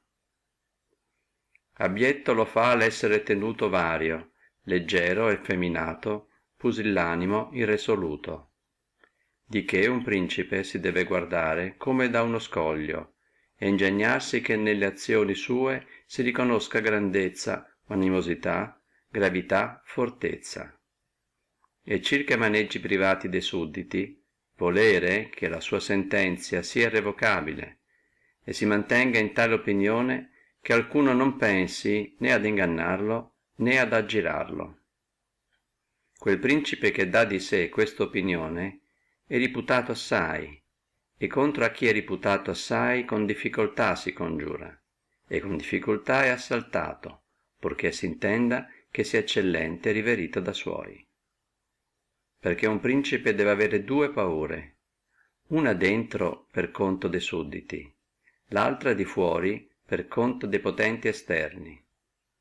Da questo si difende con le buone armi e buoni amici, e sempre se arà buone arme avrà buoni amici, e sempre staranno ferme le cose di dentro, quando stiano ferme quelle di fuori, se già le non fossero perturbate da una congiura. E quando pure quelle di fuori movessero, se egli è ordinato e vissuto come io ho detto, sempre quando non si abbandoni, sosterrà ogni impeto, come dissi che fece Nabide Spartano. Ma circa i sudditi, quando le cose di fuori non muovino, s'ha da temere che non congiurino segretamente, del che il principe si assicura assai, fuggendo l'essere odiato e disprezzato, e tenendosi il popolo satisfatto di lui, il che è necessario conseguire, come di sopra si disse a lungo. Ed uno dei più potenti rimedi che abbia un principe contro le congiure è non essere odiato o disprezzato dall'universale, perché sempre chi congiura crede con la morte del principe satisfare al popolo, ma quando ei crede offenderlo non piglia animo a prender simil partito, perché le difficoltà che sono dalla parte dei congiuranti sono infinite. Per esperienzia si vede molte essere state le congiure e poche aver avuto buon fine, perché chi congiura non può essere solo, né può prendere compagnia se non di quelli che crede essere malcontenti. E subito che a un malcontento tu hai scoperto l'animo tuo, gli dai materia a contentarsi, perché manifestandolo lui ne può sperare ogni comodità, talmente che veggendo il guadagno fermo da questa parte e dall'altra veggendolo dubbio e pieno di pericolo, convien bene o che sia raro amico o che sia al tutto ostinato nimico del principe ad osservarti la fede. E per ridurre la cosa in brevi termini, dico che dalla parte del congiurante non è se non paura, gelosia, sospetto di pena che lo sbigottisce, ma dalla parte del principe è la maestà del principato, le leggi, le difese degli amici e dello Stato che lo difendono, talmente che, aggiunta a tutte queste cose la benevolenza popolare, è impossibile che alcuno sia sí temerario che congiuri, perché per l'ordinario, dove un congiurante ha da temere innanzi all'esecuzione del male, in questo caso debbe temere ancora da poi, avendo per nemico il popolo, seguito l'eccesso, né potendo per questo sperare rifugio alcuno. Di questa materia se ne potria dare infiniti esempli, ma voglio solo essere contento d'uno, seguito alla memoria dei padri nostri. Messer Annibale Bentivogli, avolo del presente Messer Annibale, che era principe in Bologna, essendo da Canneschi, che gli congiurarono contro, ammazzato, né rimanendo di lui altri che Messer Giovanni, quale era in fasce, subito dopo tale omicidio si levò il popolo ed ammazzò tutti i Canneschi, il che nacque dalla benevolenza popolare che la casa de Bentivogli aveva in quei tempi in Bologna, la qual fu tanta che non vi restando alcuno che potesse, morto Annibale, reggere lo Stato, ed avendo indizio come in Firenze era nato de Bentivogli che si teneva fino allora figliolo di un fabbro, vennero i bolognesi per quello in Firenze e li dettano il governo di quella città, la quale fu governata da lui fino a tanto che Messer Giovanni pervenne in età conveniente al governo. Conchiudo adunque che un principe deve tenere delle congiure poco conto, quando il popolo gli sia benevolo, ma quando gli sia nemico ed abilo in odio, deve temere di ogni cosa e di ognuno. E gli stati bene ordinati e li principi savi hanno con ogni diligenza pensato di non far cadere in disperazioni grandi e di satisfare al popolo e tenerlo contento, perché questa è una delle più importanti materie che abbia un principe. Tra i regni ben ordinati e governati a nostri tempi è quello di Francia, ed in esso si trovano infinite costituzioni buone, donde ne dipende la libertà e sicurtà del re, delle quali la prima è il Parlamento e la sua autorità, perché quello che ordinò quel regno, conoscendo l'ambizione dei potenti e la insolenza loro, e giudicando essere necessario loro un freno in bocca che gli correggesse, e dall'altra parte conoscendo l'odio dell'universale contro i grandi, fondati in sulla paura, e volendo assicurarli, non volse che questa fusse particolar cura del re, per torli quel carico che potesse avere con i grandi, favorendo i popolari, e con i popolari favorendo i grandi. E però constituì un giudice terzo, che fusse quello che senza carico del re battesse i grandi e favorisse i minori. Né poté essere questo ordine migliore, né più prudente, né maggior cagione di sicurtà del re e del regno. Di che si può trarre un altro notabile, che li principi debbano le cose di carico fare somministrare ad altri, e quelle di grazie a loro medesimi. Di nuovo conchiudo che un principe debbe stimare i grandi, ma non si far odiare dal popolo.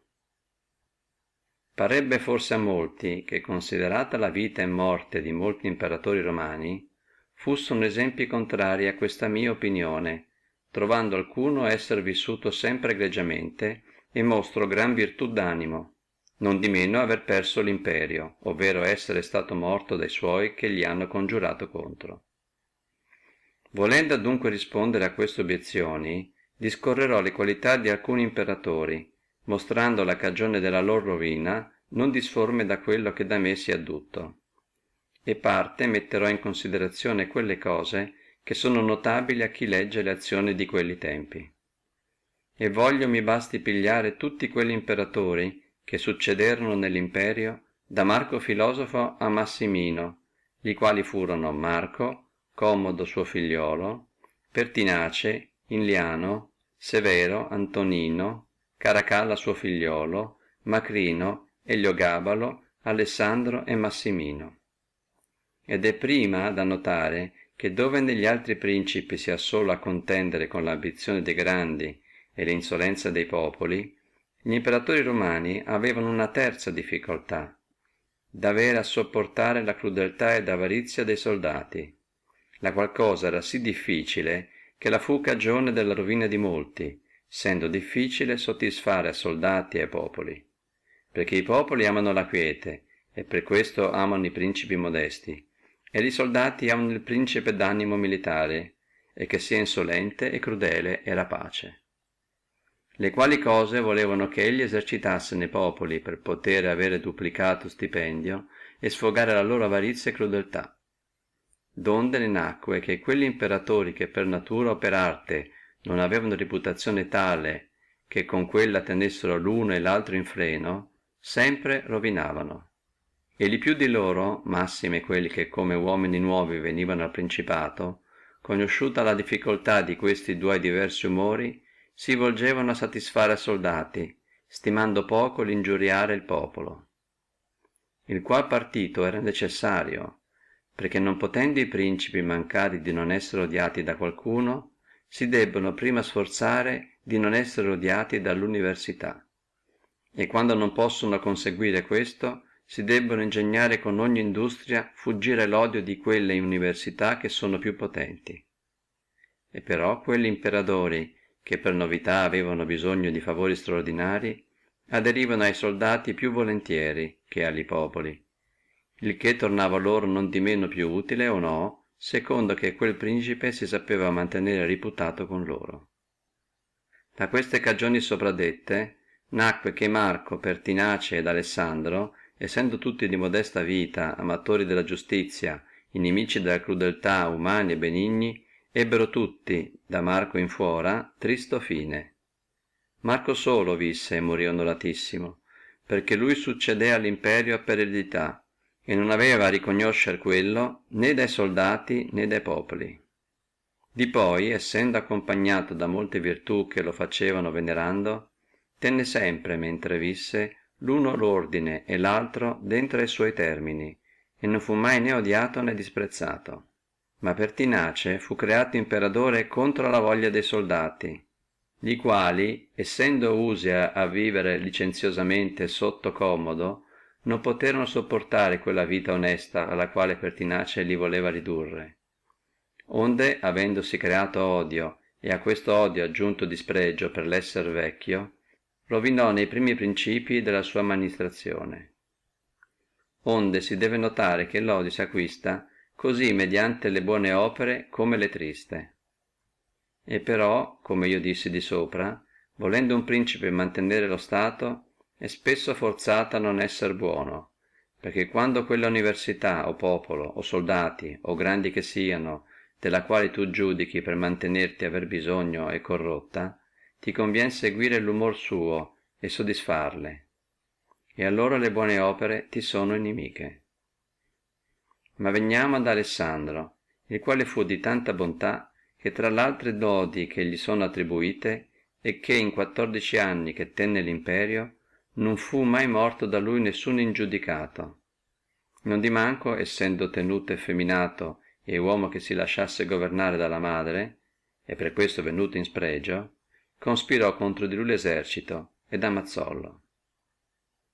Discorrendo ora per opposito le qualità di Commodo, di Severo, di Antonino, di Caracale e di Massimino, li troverete crudelissimi e rapacissimi, li quali per satisfare ai soldati non perdonarono nessuna qualità di ingiuria che ne populi si potesse commettere, e tutti eccetto Severo ebbero tristo fine, perché in Severo fu tanta virtù che mantenendosi i soldati amici ancorché i popoli fussero da lui gravati, poté sempre regnare felicemente, perché quelle sue virtù lo facevano nel cospetto dei soldati e dei popoli sì mirabile, che questi rimanevano in un certo modo attoniti e stupidi, e quelli altri riverenti e satisfatti. E perché le azioni di costui furono grandi in un principe nuovo, io voglio mostrare brevemente quanto egli seppe ben usare la persona della volpe e del lione, le quali nature dico come di sopra essere necessario imitare ad un principe.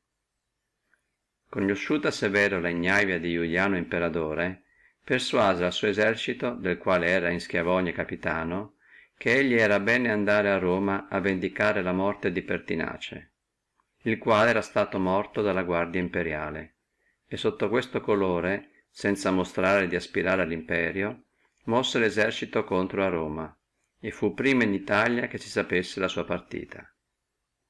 arrivato a Roma fu dal Senato per timore eletto imperatore, e morto Iuliano. Restavano a Severo dopo questo principio due difficultà a volersi insignorire di tutto lo Stato: l'una in Asia, dove Nigro, capo degli eserciti asiatici, si era fatto chiamare imperatore; l'altro in Ponente di Albino, il quale ancora lui aspirava all'imperio, e perché giudicava pericoloso scoprirsi nimico a tutti e dua, deliberò di assaltare Nigro e ingannare Albino, al quale scrisse, come essendo dal Senato eletto imperatore voleva partecipare quella dignità con lui, e mandògli il titolo di Cesare, e per deliberazione del Senato se lo aggiunse collega, le quali cose furono accettate dall'Albino per vere. Ma poiché Severo ebbe vinto e morto Nigro e pacate le cose orientali, ritornatosi a Roma si querelò in Senato di Albino, che come poco conoscente de benefici ricevuti da lui, aveva a tradimento cerco di ammazzarlo, e per questo era necessitato andare a punire la sua ingratitudine. Di poi andò a trovarlo in Francia e gli tolse lo Stato e la vita. Chi esaminerà adunque tritamente le azioni di costui lo troverà un ferocissimo lione e un'astutissima volpe, e vedrà quello temuto e riverito da ciascuno e dagli eserciti non odiato, e non si maraviglierà se lui, uomo nuovo, avrà possuto tenere tanto imperio, perché la sua grandissima reputazione lo difese sempre da quell'odio che i populi per le sue rapine avevano potuto concipere. Ma Antonino suo figliolo fu ancor lui uomo eccellentissimo, ed aveva in sé parti eccellentissime che lo facevano ammirabile nel cospetto dei populi e grato ai soldati, perché era uomo militare, sopportantissimo di ogni fatica, disprezzatore di ogni cibo delicato, di ogni altra mollizie, la qual cosa lo faceva amare da tutti gli eserciti. Non di meno la sua ferocia e crudeltà fu tanta e sì inaudita, per avere dopo molte uccisioni particolari morto gran parte del popolo di Roma, e tutto quello d'Alessandria, che diventò odiosissimo a tutto il mondo, e cominciò ad essere temuto da quelli ancora che egli aveva intorno, in modo che fu ammazzato da un centurione in mezzo del suo esercito. Dove è da notare che queste simili morti, le quali seguitano per deliberazione di un animo deliberato e ostinato, non si possono da principio evitare, perché ciascuno che non si curi di morire lo può fare, ma deve bene il principe temerne meno, perché le sono rarissime.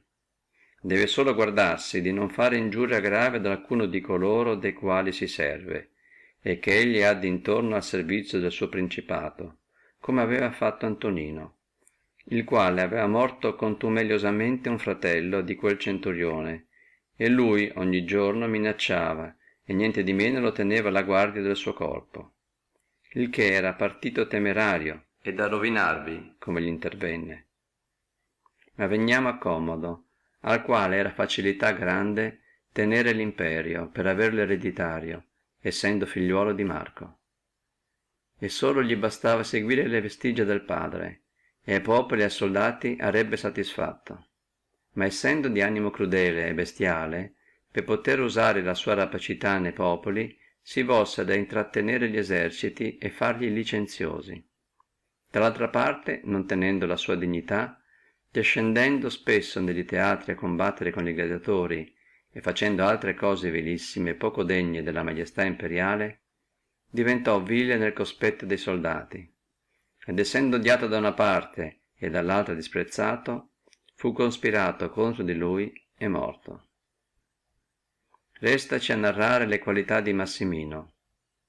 Costui fu uomo bellicosissimo, ed essendo gli eserciti infastiditi dalle mollizie di Alessandro, del quale ho di sopra discorso, morto lui, lo elessero all'imperio, il quale non molto tempo possedette, perché due cose lo fecero odioso e disprezzato: l'una esser lui vilissimo per aver guardate le pecore in Tracia, la qual cosa era per tutti notissima, e gli faceva una grande indignazione nel cospetto di ciascuno; l'altra perché avendo nell'ingresso del suo principato differito l'andare a Roma ed entrare nella possessione della sedia imperiale, aveva dato opinione di crudelissimo, avendo per li suoi prefetti in Roma, e in qualunque luogo dell'imperio esercitato molte crudeltà, a tal che, commosso tutto il mondo dallo sdegno per la viltà del suo sangue e dall'altra parte dall'odio per la paura della sua ferocia, prima l'Africa, di poi il Senato con tutto il popolo di Roma e tutta l'Italia gli conspirò contro. Al che si aggiunse il suo proprio esercito, il quale campeggiando a Aquileia e trovando difficultà nell'espugnazione, infastidito della crudeltà sua e per vedergli tanti nemici, temendolo meno, lo ammazzò. Io non voglio ragionare né di Eliogabalo, né di Macrino, né di Iuliano, i quali per essere al tutto vili si spensero subito, ma verrò alla conclusione di questo discorso. E dico che li principi dei nostri tempi hanno meno questa difficoltà di satisfare estraordinariamente soldati nei governi loro, perché nonostante che si abbia ad avere a quelli qualche considerazione, pure si risolve presto, per non avere alcuno di questi principi eserciti insieme che siano inveterati con li governi e l'amministrazione delle province, come erano gli eserciti dell'imperio romano. E però se allora era necessario soddisfare a soldati più che ai popoli, era perché i soldati potevano più che i popoli.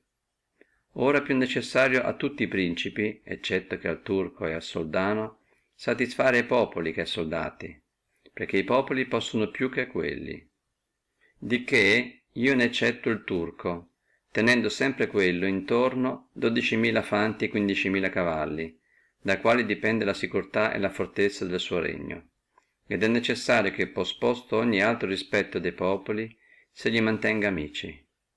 Simile è il regno del soldano, quale essendo tutto in mano dei soldati, conviene che ancora lui, senza rispetto dei popoli, se li mantenga amici. Ed avete a notare che questo stato del soldano è disforme da tutti gli altri principati, perché egli è simile al pontificato cristiano, il quale non si può chiamare né principato ereditario né principato nuovo, perché non i figlioli del principe morto rimangono eredi e signori, ma colui che è eletto a quel grado da coloro che ne hanno autorità. Ed essendo questo ordine antiquato, non si può chiamare principato nuovo, perché in quello non sono alcune di quelle difficoltà che sono nei nuovi, perché sebbene il principe è nuovo, gli ordini di quello stato sono vecchi e ordinati a riceverlo come se fusse loro signore ereditario. Ma tornando alla materia nostra, dico che qualunque considererà al sopradetto discorso, vedrà o l'odio o il dispregio essere stato causa della rovina di quelli imperatori prenominati, e conoscerà ancora donde nacque che parte di loro procedendo in un modo e parte al contrario, in qualunque di quelli uno ebbe felice e gli altri infelice fine. Perché a Pertinace ed Alessandro, per essere principi nuovi, fu inutile e dannoso voler imitare Marco, che era nel principato ereditario, e similmente a Caracalla, Commodo e Massimino essere stata cosa perniziosa imitar Severo, per non avere avuto tanta virtù che bastasse a seguitare le vestigia sue.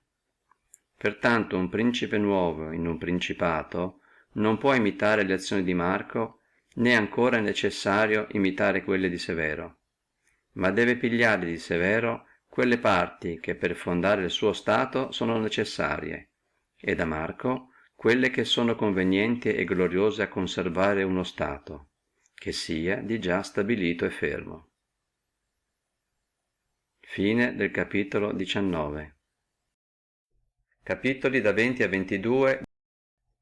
Capitolo 20. Se le fortezze e molte altre cose che spesse volte i principi fanno sono utili o dannose. Alcuni principi, per tenere sicuramente lo Stato, hanno disarmato i loro sudditi, alcuni altri hanno tenute divise in parti le terre suggette, alcuni altri hanno nutrito nimicizie contro a se medesimi, alcuni altri si sono volti a guadagnarsi quelli che gli erano sospetti nel principio del suo stato, alcuni hanno edificato fortezze, alcuni le hanno rovinate e distrutte. E benché di tutte queste cose non si possa dare determinata sentenzia se non si viene su particolari di questi stati dove si avesse da pigliare alcuna simile deliberazione, non di meno io parlerò in quel modo largo che la materia per sé medesima sopporta. Non fu mai adunque che un principe nuovo disarmassi suoi sudditi, anzi, quando li ha trovati disarmati, li ha sempre armati, perché armandosi quelle arme diventano tue, diventano fedeli quelli che ti sono sospetti, e quelli che erano fedeli si mantengono, e gli sudditi tuoi si fanno tuoi partigiani. E perché tutti i sudditi non si possono armare, quando si benefichino quelli che tu armi, con gli altri si può fare più sicurtà, e quella diversità del procedere che conoscono in loro gli fa tuoi obbligati. Quegli altri ti scusano, giudicando essere necessario quelli aver più merito, che hanno più pericolo e più obbligo. Ma quando tu gli disarmi, tu incominci a offendergli e mostrare che tu abbi in loro diffidenza, o per viltà o per poca fede, e l'una e l'altra di queste opinioni concipe odio contro di te. E perché tu non puoi stare disarmato, conviene che ti volti alla milizia mercenaria, della quale di sopra abbiamo detto quale sia, e quando essa fusse buona, non può essere tanta, che ti difenda da nemici potenti e da sudditi sospetti. Però, come io ho detto, un principe nuovo in un nuovo principato sempre vi ha ordinato l'arme. Di questi esempi sono piene le storie. Ma quando un principe acquista uno stato nuovo che come membro si aggiunga al suo vecchio, allora è necessario disarmare quello stato, eccetto quelli che nell'acquistarlo si sono per te scoperti, e questi ancora con il tempo ed occasione è necessario farli molli ed effeminati, ed ordinarsi in modo che tutte l'arme del tuo stato siano in quelli soldati tuoi propri, che nello stato tuo antico vivono appresso di te. Solevano gli antichi nostri e quelli che erano stimati savi dire come era necessario tenere Pistoia con le parti e Pisa con le fortezze, e per questo nutrivano in qualche terra loro suddita le differenze per possederla più facilmente. Questo in quelli tempi che Italia era in un certo modo bilanciata doveva essere ben fatto, ma non mi pare si possa dare oggi per precetto, perché io non credo che le divisioni fatte faccino mai bene alcuno. Anzi è necessario, quando il nemico si accosta, che le città divise si perdino subito, perché sempre la parte più debile si accosterà alle forze esterne e l'altra non potrà reggere. I viniziani, mossi come io credo dalle ragioni sopradette, nutrivano le 7 guelfe ghibelline nelle città loro suddite, e benché non gli lasciassero mai venire al sangue, pure nutrivano fra loro questi dispareri, acciò che, occupati quelli cittadini in quelle loro differenze, non si muovessero contro di loro. Il che, come si vide, non tornò poi loro a proposito, perché essendo rotti a vai là, subito una parte di quelle prese a ardire e tolsono loro tutto lo stato. Arguiscono pertanto simili modi debolezza del principe, perché in un principato gagliardo mai si permetteranno tale divisioni, perché le fanno solo profitto a tempo di pace, potendosi mediante quelle più facilmente maneggiare i sudditi. Ma venendo la guerra, mostra a simile ordine la fallacia sua. Senza dubbio li principi diventano grandi quando superano le difficoltà e le opposizioni che sono fatte loro. E però la fortuna, massime quando vuole far grande un principe nuovo, il quale ha maggior necessità di acquistare reputazione che un ereditario, gli fa nascere dei nemici e gli fa fare delle imprese contro, acciò che quello abbia cagione di superarle, e su per quella scala che gli hanno portato i nemici suoi salir più alto. E però molti giudicano che un principe savio, quando ne abbia l'occasione, deve nutrirsi con astuzia qualche inimicizia, acciò che, oppressa quella, ne seguiti maggiore sua grandezza. Hanno i principi, e specialmente quelli che sono nuovi, trovato più fede e più utilità in quelli uomini che nel principio del loro stato sono tenuti sospetti, che in quelli che nel principio erano confidenti. Pandolfo Petrucci, principe di Siena, reggeva lo stato suo più con quelli che furono sospetti che con gli altri, ma di questa cosa non si può parlare largamente, perché ella varia secondo il subietto. Solo dirò questo, che quelli uomini che nel principio di un principato erano stati nemici, se sono di qualità che a mantenersi abbiano bisogno di appoggio, sempre il principe con facilità grandissima se li potrà guadagnare, e loro maggiormente sono forzati a servirlo con fede, quando cognoscono esser loro più necessario cancellare con l'opere quella opinione sinistra che si aveva di loro, e cosí il principe ne trae sempre più utilità che di coloro, i quali, servendolo con troppa sicurtà, trascurano le cose sue. E poiché la materia lo ricerca, non voglio lasciare indietro ricordare a un principe che ha preso uno stato di nuovo, mediante i favori intrinsechi di quello, che consideri bene qual cagione abbia mosso quelli che l'hanno favorito a favorirlo, e se ella non è affezione naturale verso di quello, ma fosse solo perché quelli non si contentavano di quello stato, con fatica e difficultà grande se li potrà mantenere amici, perché fia impossibile che lui possa contentarli. E discorrendo bene con quegli esempli che dalle cose antiche e moderne si traggono la cagione di questo, vedrà essere molto più facile guadagnarsi amici quelli uomini che dello stato innanzi si contentavano e però erano suoi nemici, che quelli i quali per non se ne contentare gli diventarono amici e favorirono all'occuparlo. È stata consuetudine dei principi, per poter tenere più sicuramente lo stato loro, edificare fortezze che siano briglia e freno di quelli che disegnassino fare loro contro, ed avere un rifugio sicuro da un primo impeto. Io lodo questo modo, perché gli è usitato anticamente. Non di meno messer Niccolò Vitelli ne tempi nostri si è visto disfare due fortezze in città di Castello per tenere quello stato.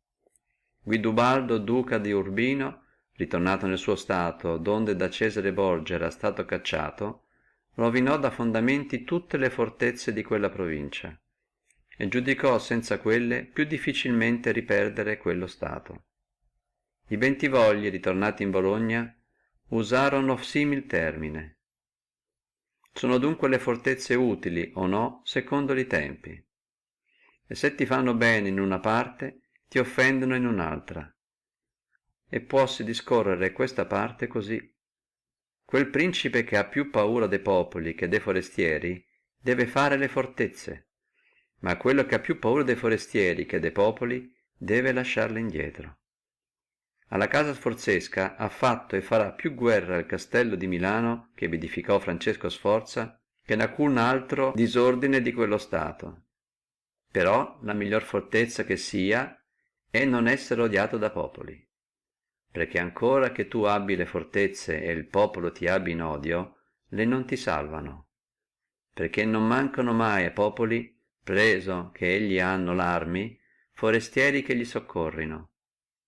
Nei tempi nostri non si vede che quelle abbi fatto profitto ad alcun principe, se non alla contessa di Furlí, quando fu morto il conte Girolamo suo consorte, perché mediante quella poté fuggire l'impeto popolare ed aspettare il soccorso di Milano e recuperare lo stato.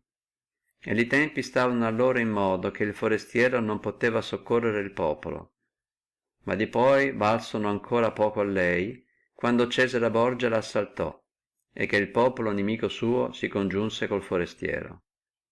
Pertanto ed allora e prima sarebbe stato più sicuro a lei non essere odiata dal popolo che avere le fortezze. Considerate adunque queste cose, io loderò chi farà fortezze e chi non le farà, e biasimerò qualunque, fidandosi di quelle, stimerà poco l'essere odiato da popoli. Fine del capitolo 20. Capitolo 21. Come si debba governare un principe per acquistarsi reputazione. Nessuna cosa fa tanto stimare un principe quanto fanno le grandi imprese e il dare di sé esempi rari. Noi abbiamo nei nostri tempi Ferrando re d'Aragona, presente re di Spagna. Costui si può chiamare quasi principe nuovo, perché d'un re debole è diventato per fama e per gloria il primo re dei cristiani. E se considererete le azioni sue, le troverete tutte grandissime e qualcuna straordinaria. Egli nel principio del suo regno assaltò la Granata, e quella impresa fu il fondamento dello stato suo. In prima ei la fece ozioso, e senza sospetto di essere impedito tenne occupati in quella gli animi dei baroni di Castiglia, li quali pensando a quella guerra non pensavano ad innovare, e lui acquistava in questo mezzo reputazione e imperio sopra di loro, che non se ne accorgevano. Poté nutrire con danari della Chiesa dei popoli gli eserciti, e fare un fondamento con quella guerra lunga la milizia, la quale di poi lo ha onorato. Oltre a questo, per potere intraprendere maggiori imprese, servendosi sempre della religione, si volse a una pietosa crudeltà, cacciando e spogliando il suo regno de marrani. Né può essere questo esempio più mirabile né più raro.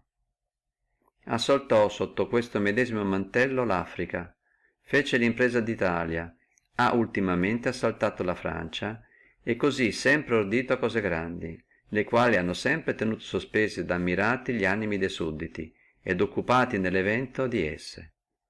E sono nate queste sue azioni in modo l'una dall'altra, che non hanno dato mai spazio agli uomini di quietare ed operargli contro.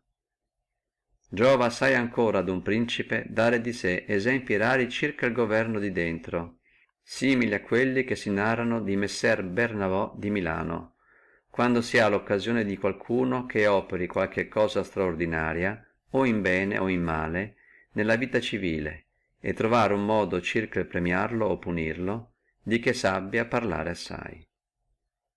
E soprattutto un principe si debbe ingegnare dare di sé in ogni sua azione fama di grande ed eccellente. È ancora stimato un principe quando egli è vero amico o vero nemico, cioè quando senza alcun rispetto si scuopre in favore di alcuno contro un altro, il quale partito fia sempre più utile che star neutrale, perché se due potenti tuoi vicini vengono alle mani, o essi sono di qualità che vincendo un di quelli tu abbi da temere del vincitore, o no. In qualunque di questi due casi ti sarà sempre più utile lo scuoprirti e fare buona guerra, perché nel primo caso, se tu non ti scuopri, sarai sempre preda di chi vince con piacere e satisfazione di colui che è stato vinto, e non avrai ragione né cosa alcuna che ti difenda né chi ti riceva, perché chi vince non vuole amici sospetti e che nelle avversità non l'aiutino. Chi perde non ti riceve per non aver tu voluto con l'arme in mano correre la fortuna sua. Era passato Antioco in Grecia, messovi dagli Etoli per cacciarne i Romani. Mandò Antioco oratori agli Achei, che erano amici dei Romani, a confortarli a star di mezzo, e dall'altra parte i Romani gli persuadevano a pigliar l'armi per loro. Venne questa cosa a deliberarsi nel concilio degli Achei, dove il legato d'Antioco gli persuadeva a stare neutrali, a che il legato romano rispose: quanto alla parte che si dice essere ottimo ed utilissimo allo stato vostro il non v'intromettere nella guerra nostra, niente vi è più contrario, impero che non vi ci intromettendo senza grazia e senza reputazione alcuna, resterete premio del vincitore, e sempre interverrà che quello che non ti è amico ti richiederà della neutralità, e quello che ti è amico ti ricercherà che ti scuopra con l'armi. E i principi mal risoluti, per fuggire i presenti pericoli, seguono il più delle volte quella via neutrale, ed il più delle volte rovinano. Ma quando il principe si scuopre gagliardamente in favore di una parte, se colui con chi tu aderisci vince, ancorché sia potente che tu rimanga a sua discrezione, egli a te obbligo, e vi è contratto l'amore, e gli uomini non sono mai sì disonesti che con tanto esempio di ingratitudine ti opprimessero. Di poi le vittorie non sono mai sì prospere che il vincitore non abbia ad avere qualche rispetto e massimi alla giustizia. Ma se quello con il quale tu aderisci perde, tu sei ricevuto da lui, e mentre che può ti aiuta e diventi compagno di una fortuna che può risurgere. Nel secondo caso, quando quelli che combattono insieme sono di qualità che tu non abbia da temere di quello che vince, tanto più è gran prudenza lo aderire, perché tu vai alla rovina d'uno con l'aiuto di chi lo dovrebbe salvare se fusse savio, e vincendo rimane la tua discrezione, ed è impossibile che con l'aiuto tuo non vinca. E qui è da notare che un principe deve avvertire non far mai compagnia con uno più potente di sé per offendere altri, se non quando la necessità lo strigne, come di sopra si dice, perché vincendo lui tu rimani a sua discrezione, e i principi debbono fuggire quanto possono lo stare a discrezione d'altri. I viniziani si accompagnarono con Francia contra il duca di Milano e potevano fuggire di non fare quella compagnia, di che ne risultò la rovina loro. Ma quando non si può fuggirla, come intervenne a Fiorentini quando il Papa e Spagna andarono contro gli eserciti ad assaltare la Lombardia, allora vi deve il principe aderire per le sopradette ragioni. Né creda mai alcuno Stato poter pigliare partiti sicuri, anzi pensi d'aver a prenderli tutti dubbi, perché si trova questo nell'ordine delle cose, che mai si cerca fuggire uno inconveniente che non si incorra in un altro. Ma la prudenza consiste in saper conoscere la qualità degli inconvenienti e prendere il manco tristo per buono. Deve ancora un principe mostrarsi amatore delle virtù e onorare gli eccellenti in ciascuna arte.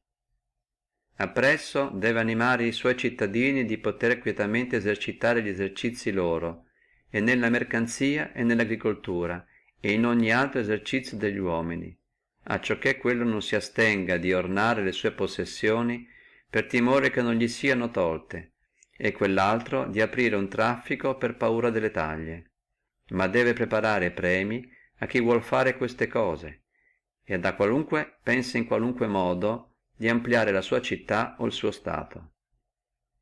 Deve oltre a questo ne tempi convenienti dell'anno tenere occupati li populi con feste e spettacoli, e perché ogni città è divisa o in arti o in tribù, deve tener conto di quelle università, ragunarsi con loro qualche volta, dare di sé esemplo di umanità e magnificenza, tenendo non di meno sempre ferma la maestà della dignità sua, perché questo non si vuole mai che manchi in cosa alcuna.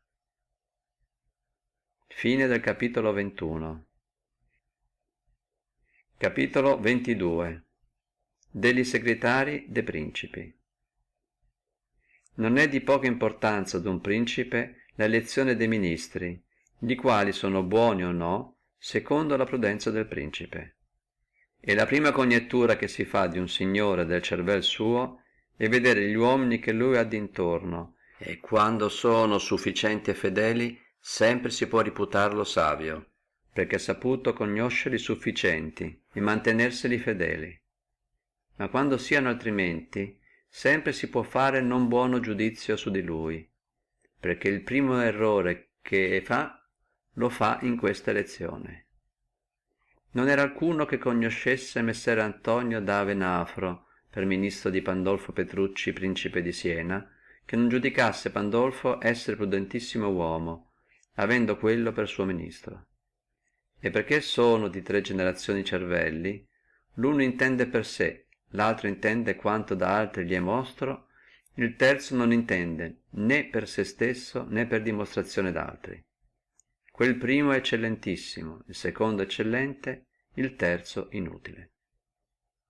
Conveniva pertanto di necessità che se Pandolfo non era nel primo grado fusse nel secondo, perché ogni volta che uno ha il giudicio di conoscere il bene e il male che un fa e dice, ancora che da sé non abbia invenzione, conosce le opere triste e le buone del ministro, e quelle esalta e le altre corregge.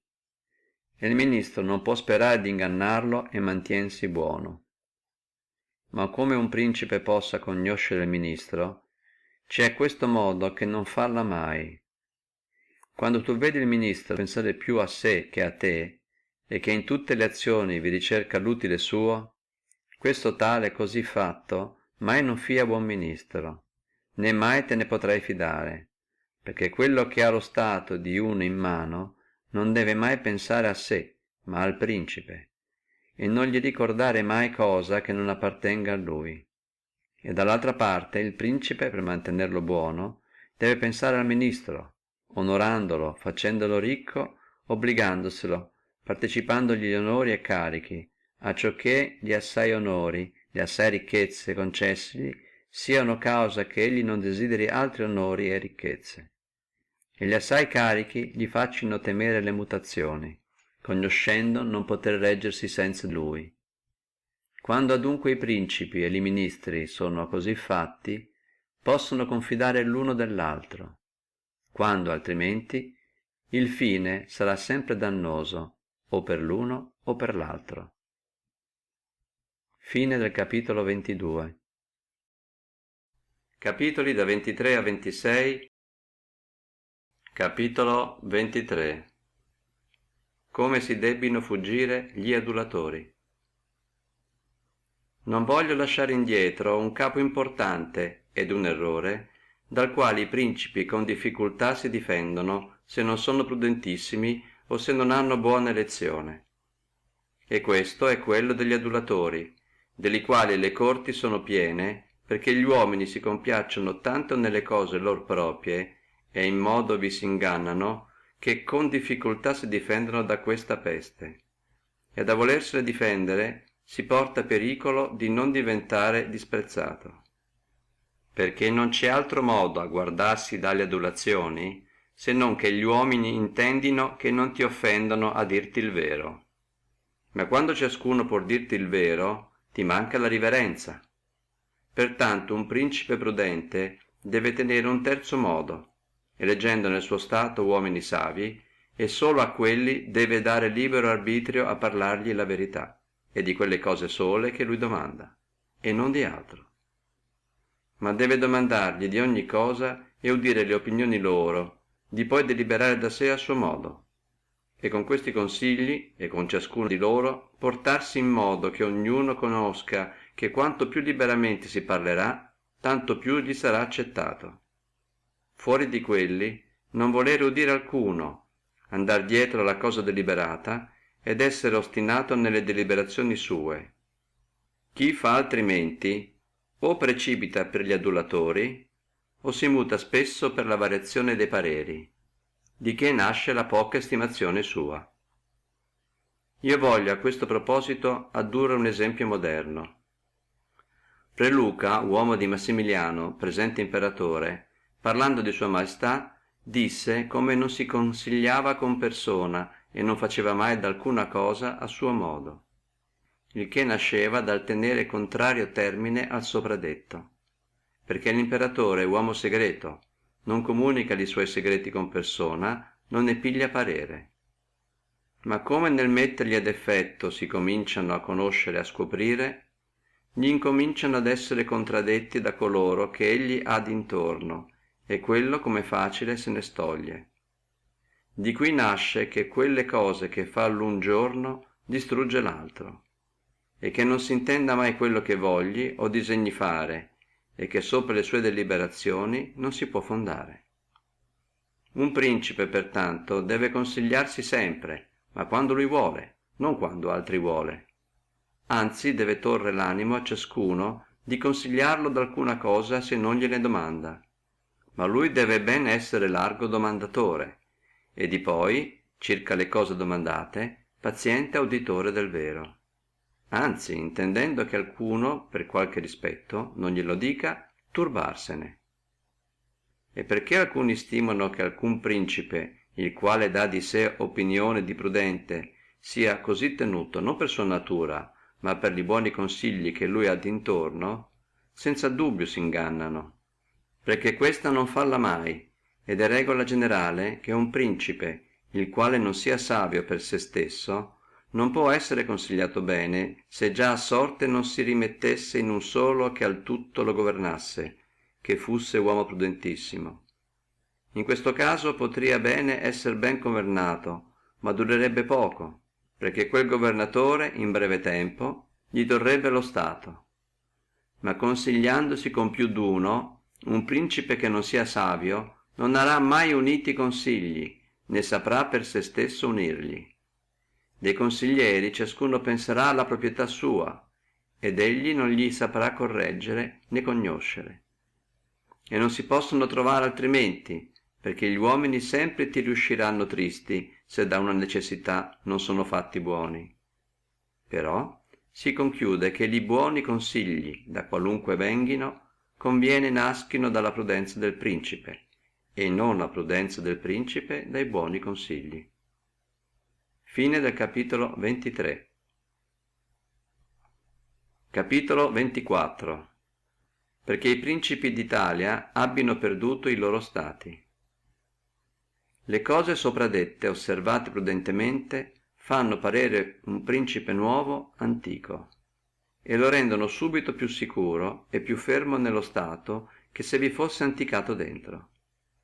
Perché un principe nuovo è molto più osservato nelle sue azioni che un ereditario, e quando le sono conosciute e virtuose si guadagnano molto più gli uomini e molto più gli obbligano che il sangue antico, perché gli uomini sono molto più presi dalle cose presenti che dalle passate, e quando nelle presenti trovano il bene vi si godono e non cercano altro, anzi pigliano ogni difesa di lui, quando il principe non manchi nelle altre cose a sé medesimo.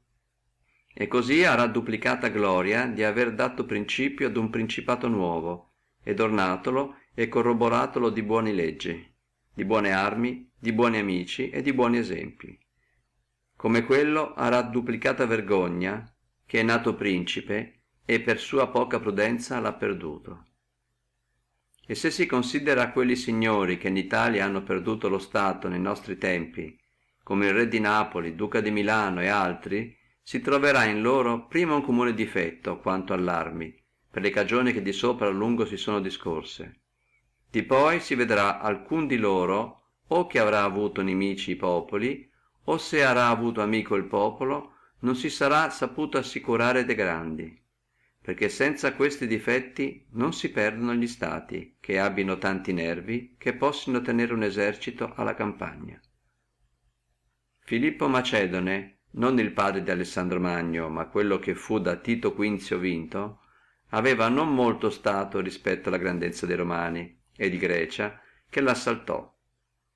Niente di meno, per essere uomo militare e che sapeva intrattenere i popoli ed assicurarsi dei grandi, sostenne più anni la guerra contro di quelli, e se alla fine perdé il dominio di qualche città, gli rimase non di manco il regno.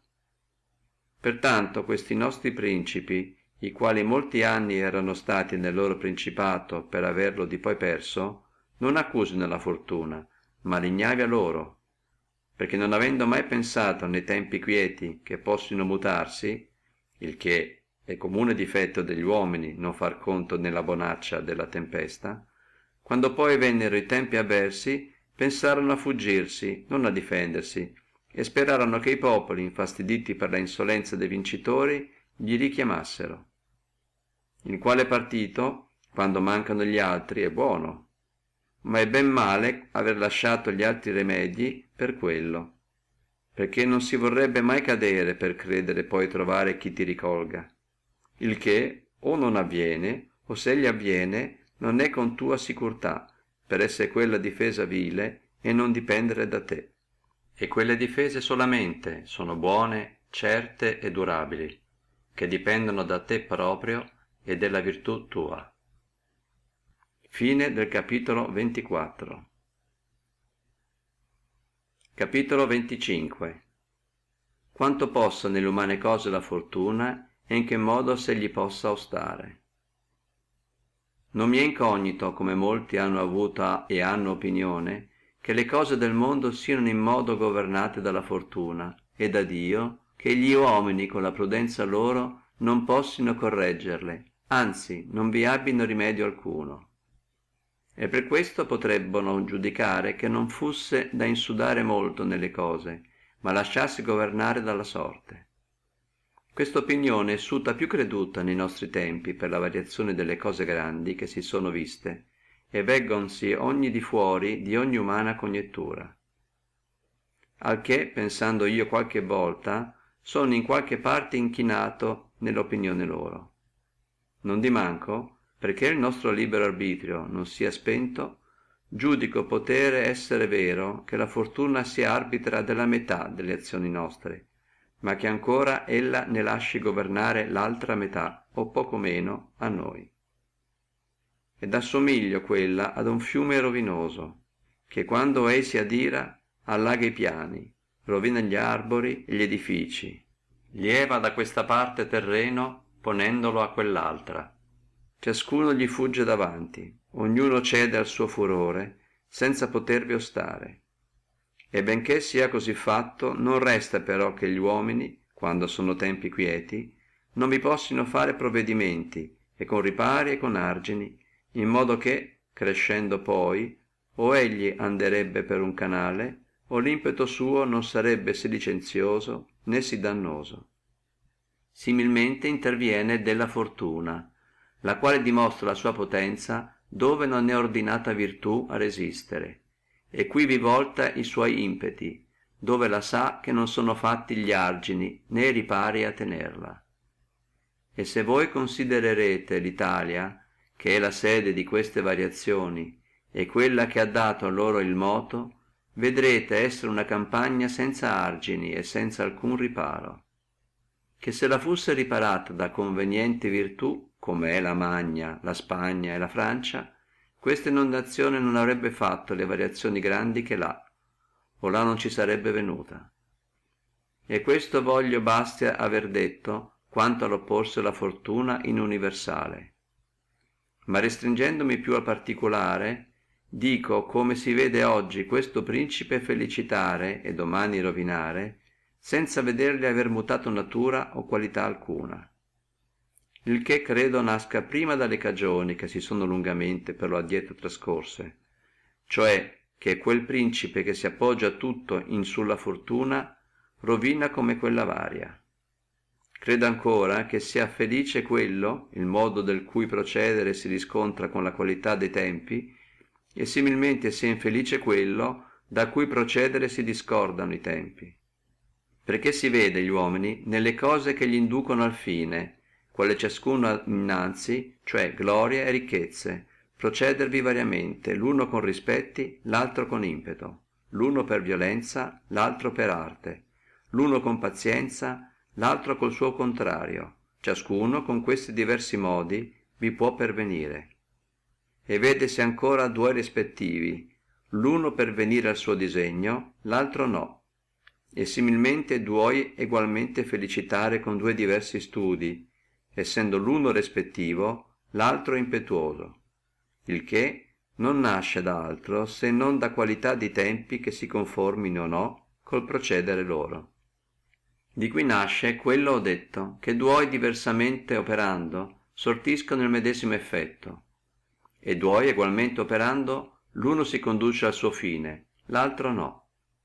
Da questo ancora dipende la variazione del bene, perché se a uno che si governa con rispetto e pazienza i tempi e le cose girano in modo che il governo suo sia buono, esso viene felicitando. Ma se i tempi e le cose si mutano, egli rovina, perché non muta modo di procedere. Né si trova uomo sì prudente che si sappia accordare a questo, sì perché non si può deviare da quello a che la natura l'inclina, sì ancora perché avendo uno sempre prosperato camminando per una via, non si può persuadere che sia bene partirsi da quella. E però l'uomo rispettivo, quando gli è tempo di venire all'impeto, non lo sa fare, donde egli rovina, che se si mutasse natura con i tempi e con le cose, non si muterebbe fortuna. Papa Iulio procedette in ogni sua azione impetuosamente e trovò tanto i tempi e le cose conforme a quel suo modo di procedere che sempre sortì felice fine. Considerate la prima impresa che fece di Bologna, vivendo ancora Messer Giovanni Bentivogli. I viniziani non se ne contentavano, il re di Spagna similmente con Francia aveva ragionamento di tale impresa, e lui non di manco con la sua ferocità ed impeto si mosse personalmente a quella espedizione, la qual mossa fece star sospesi e fermi e Spagna e Viniziani, quelli per paura, quellaltro per il desiderio di recuperare tutto il regno di Napoli, e dall'altra parte si tirò dietro il re di Francia, perché vedutolo quel re mosso e desiderando farselo amico per abbassare i Viniziani, giudicò non poterli negare le sue genti senza ingiuriarlo manifestamente.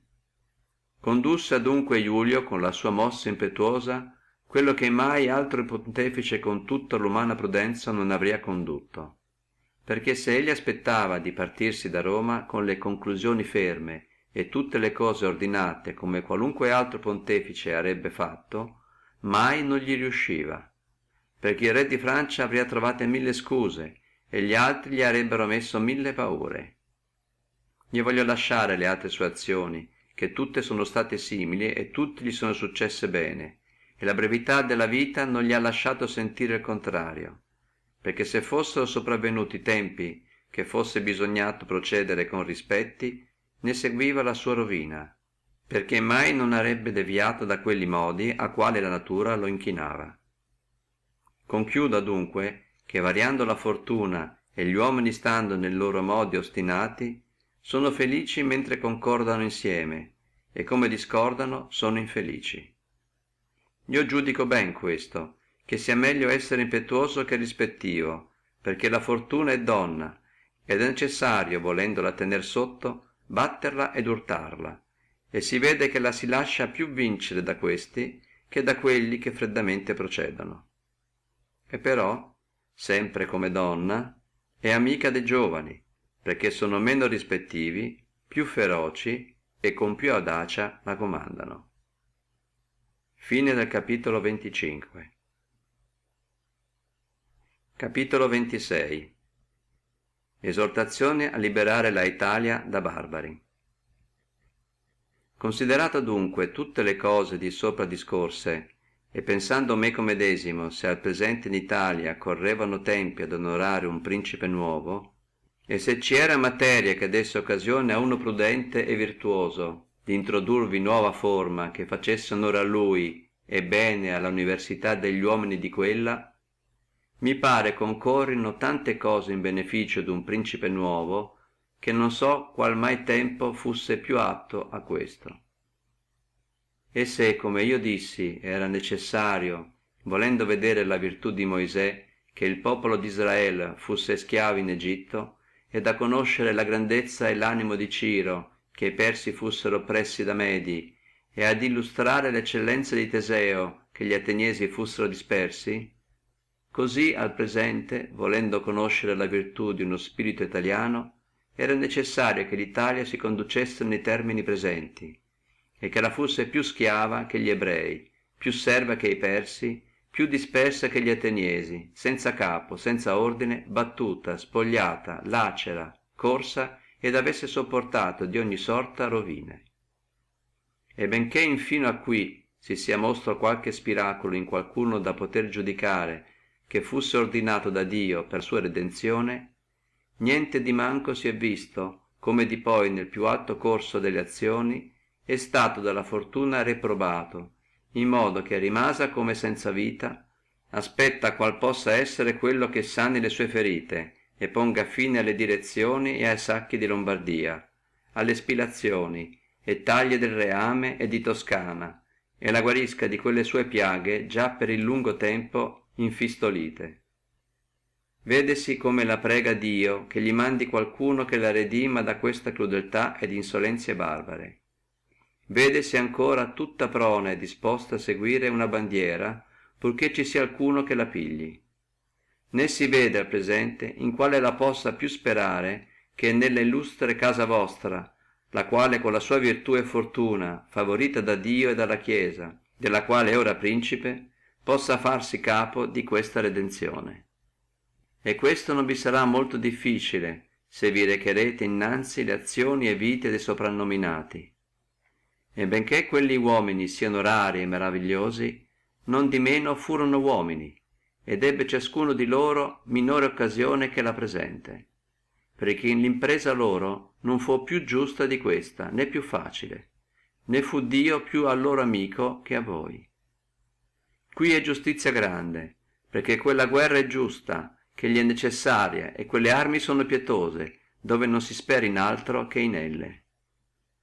Qui è disposizione grandissima, né può essere, dove è grande disposizione, grande difficoltà, perché quella pigli degli ordini di coloro che io vi ho proposto per mira. Oltre a questo, qui si veggono straordinari senza esempio condotti da Dio. Il mare si è aperto, una nube vi ha scorto il cammino, la pietra ha versato l'acqua, qui è piovuta la manna, ogni cosa è concorso nella vostra grandezza. Il rimanente dovete far voi. Dio non vuole fare ogni cosa per non ci torre il libero arbitrio, e parte di quella gloria che tocca a noi. E non è maraviglia se alcuno dei prenominati italiani non ha possuto far quello che si può sperare facci la illustre casa vostra, e se in tante rivoluzioni d'Italia e in tanti maneggi di guerra, e pare sempre che in quella la virtù militare sia spenta. Perché questo nasce che gli ordini antichi di quella non erano buoni, e non c'è suto alcuno che abbia saputo trovare de nuovi. Nessuna cosa fa tanto onore ad un uomo che di nuovo surga, quanto fanno le nuove leggi e nuovi ordini trovati da lui. Queste cose, quando sono ben fondate ed abbino in loro grandezza, lo fanno reverendo e mirabile, e in Italia non manca materia da introdurvi ogni forma. Qui è virtù grande nelle membra, quando ella non mancasse nei capi. Specchiatevi negli duelli e nei congressi dei pochi, quanto gli italiani siano superiori con le forze, con la destrezza, con l'ingegno. Ma come si viene agli eserciti non compariscono, e tutto procede dalla debolezza dei capi, perché quelli che sanno non sono obbedienti, e a ciascuno par sapere, non ci essendo infino acquissuto alcuno che si sia rilevato tanto e per virtù e per fortuna che gli altri cedino. Di qui nasce che in tanto tempo, in tante guerre fatte nei passati 20 anni, quando gli è stato un esercito tutto italiano, sempre ha fatto mala prova, di che è testimone prima il Taro, di poi Alessandria, Capua, Genova, Vailà, Bologna, Mestri. Volendo dunque la illustre casa vostra seguitare quelli eccellenti uomini che redimero le province loro, è necessario innanzi a tutte le altre cose come vero fondamento d'ogni impresa provvedersi di armi proprie, perché non si può avere né più fidi né più veri né migliori soldati. E benché ciascuno di essi sia buono, tutti insieme diventeranno migliori quando si vedranno comandare dal loro principe e da quello onorare e intrattenere. È necessario pertanto prepararsi a queste armi per potersi con virtù italiana difendere dagli esterni. E benché la fanteria svizzera e spagnola sia stimata terribile, non di manco in ambedue è difetto per il quale uno ordine terzo potrebbe non solamente opporsi loro, ma confidare di superarli, perché gli spagnoli non possono sostenere i cavalli e gli svizzeri hanno ad aver paura dei fanti quando gli riscontrino nel combattere ostinati come loro. Donde si è veduto e vedrassi per esperienza gli spagnoli non poter sostenere una cavalleria francese e gli svizzeri essere rovinati da una fanteria spagnola. E benché di questo ultimo non se ne sia vista intera esperienza, niente di meno se ne è veduto uno saggio nella giornata di Ravenna, quando le fanterie spagnole si affrontarono con le battaglie tedesche, le quali servano i medesimi ordine che gli svizzeri, dove gli spagnoli con l'agilità del corpo e aiuti dei loro brocchieri erano entrati tra le picche loro sotto e stavano sicuri ad offendergli senza che i tedeschi vi avessino rimedio. E se non fusse la cavalleria che gli urtò, gli arebbono consumati tutti. Puossi adunque, conosciuto il difetto dell'uno e dell'altra di queste fanterie, ordinarne una di nuovo, la quale resista a cavalli e non abbia paura dei fanti, il che lo farà non la generazione delle armi, ma la variazione degli ordini. E queste sono di quelle cose che di nuovo ordinate danno reputazione e grandezza a un principe nuovo. Non si deve adunque lasciare passare questa occasione, acciò che l'Italia vegga dopo tanto tempo apparire un suo Redentore, né possono esprimere con quale amore ei fussi ricevuto in tutte quelle provincie che hanno patito per queste illuvioni esterne, con qual sete di vendetta, con che ostinata fede, con che pietà, con che lacrime. Quali porte se gli serrerebbero? Quali populi gli negherebbero la obbedienza? Quale invidia se gli opporrebbe? Quale italiano gli negherebbe l'ossequio? Ad ognuno puzza questo barbaro dominio. Piglia dunque la illustre casa vostra questo assunto con quello animo e con quelle speranze che si pigliano le imprese giuste, acciò che sotto la sua insegna questa patria ne sia nobilitata e sotto i suoi aspici si verifichi quel detto del Petrarca: virtù contro al furore prenderà l'armi e fia il combatter corto, che l'antico valore negli italici cuor non è ancor morto. Fine del capitolo 26. Fine del Principe di Niccolò Machiavelli. Grazie per aver ascoltato con noi. Se l'audiolibro ti è piaciuto, lascia un mi piace, un commento e, se vuoi, iscriviti e attiva la campanella per rimanere aggiornato sui prossimi contenuti.